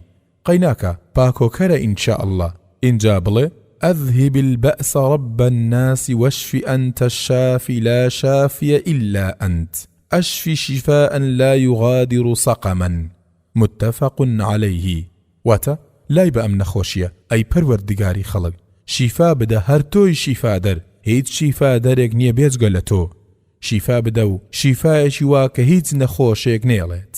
پێنجم سنەتە هەر کەسێک لە لای کەسێکدا بوو کە خەریکی گیاندا بوو ذکری لا إله إلا الله زۆر بڵێت بەڵکو ئەو نەخۆشەیش بڵێت تا دواوشەی ئەو ذیکرە پیرۆزە بێت لەبەر ئەم فەرمودەی پێغەمبەرمان صلى الله عليه وسلم کە دەفەرمێ من كان آخر كلامه لا إله إلا الله دخل الجنة رواه أبو داود. واتا هەر کەسێک دواوشەی لا إله إلا الله بێت دەچێتە بەهەشتەوە. هەروەها دەفەرمێت لەقینوا موتاکم لا إله إلا الله واتە بڵێن بەو کەسانی کە لەسەر مەرگدان وشەی لا إله إلا الله ئێمەش بە باسی کۆتایی ژیان و مردن کۆتایی دێنین و بە باسی ئەم فەرمودە پیرۆزانە بە هیواین سوودی هەمومانی تێدا بێت. ولله الحمد في الأولى والآخرة وصلى الله وسلم على قائد المجاهدين وإمام المتقين وشافع المذنبين محمد وعلى آله وأصحابه ومن تبعهم ودعا بدعوتهم أجمعين. توابو لا شوي يكشم ڕێکەوتی یازدەی 1421 کۆچی لە ئاوەرەیدا لە هاوینە هەواری صلاح الدین عەبدولقادر تەوحیدی.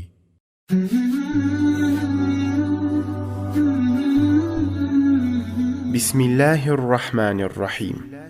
کتێبخانەی دەنگی ڕۆشنایی.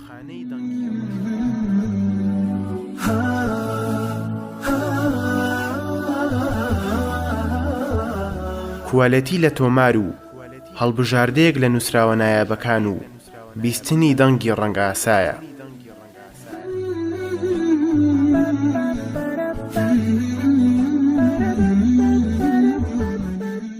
هاوپێکی ڕەنگە بۆ دەنگ و زمان حاڵی بێدەنگانە بە هەرەمەندبوونە لە بەرهەمەکان و دەوڵەمەندبوونە بە سەرمایی زانست و معریفات خۆری ڕۆشنە بۆ سارەی تاریکی دڵەکان.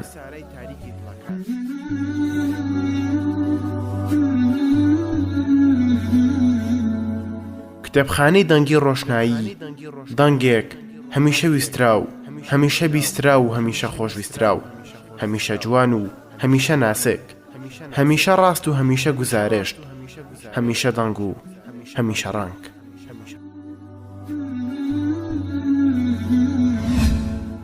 بۆ ناردنی ڕەخنەوە پێشنیار و سەرنج و تێبینیەکانتان بۆ دەستکەوتنی کتێبات و مارکراوەکانی کتێبخانەی دەنگی ڕۆشنایی پەیوەندی بکەن بە یەکێک بەم ژمارانە 0750 442 08 72 0750 746 2007 0750 462 81 88 کتێبخانەی دەنگی ڕۆشنایی.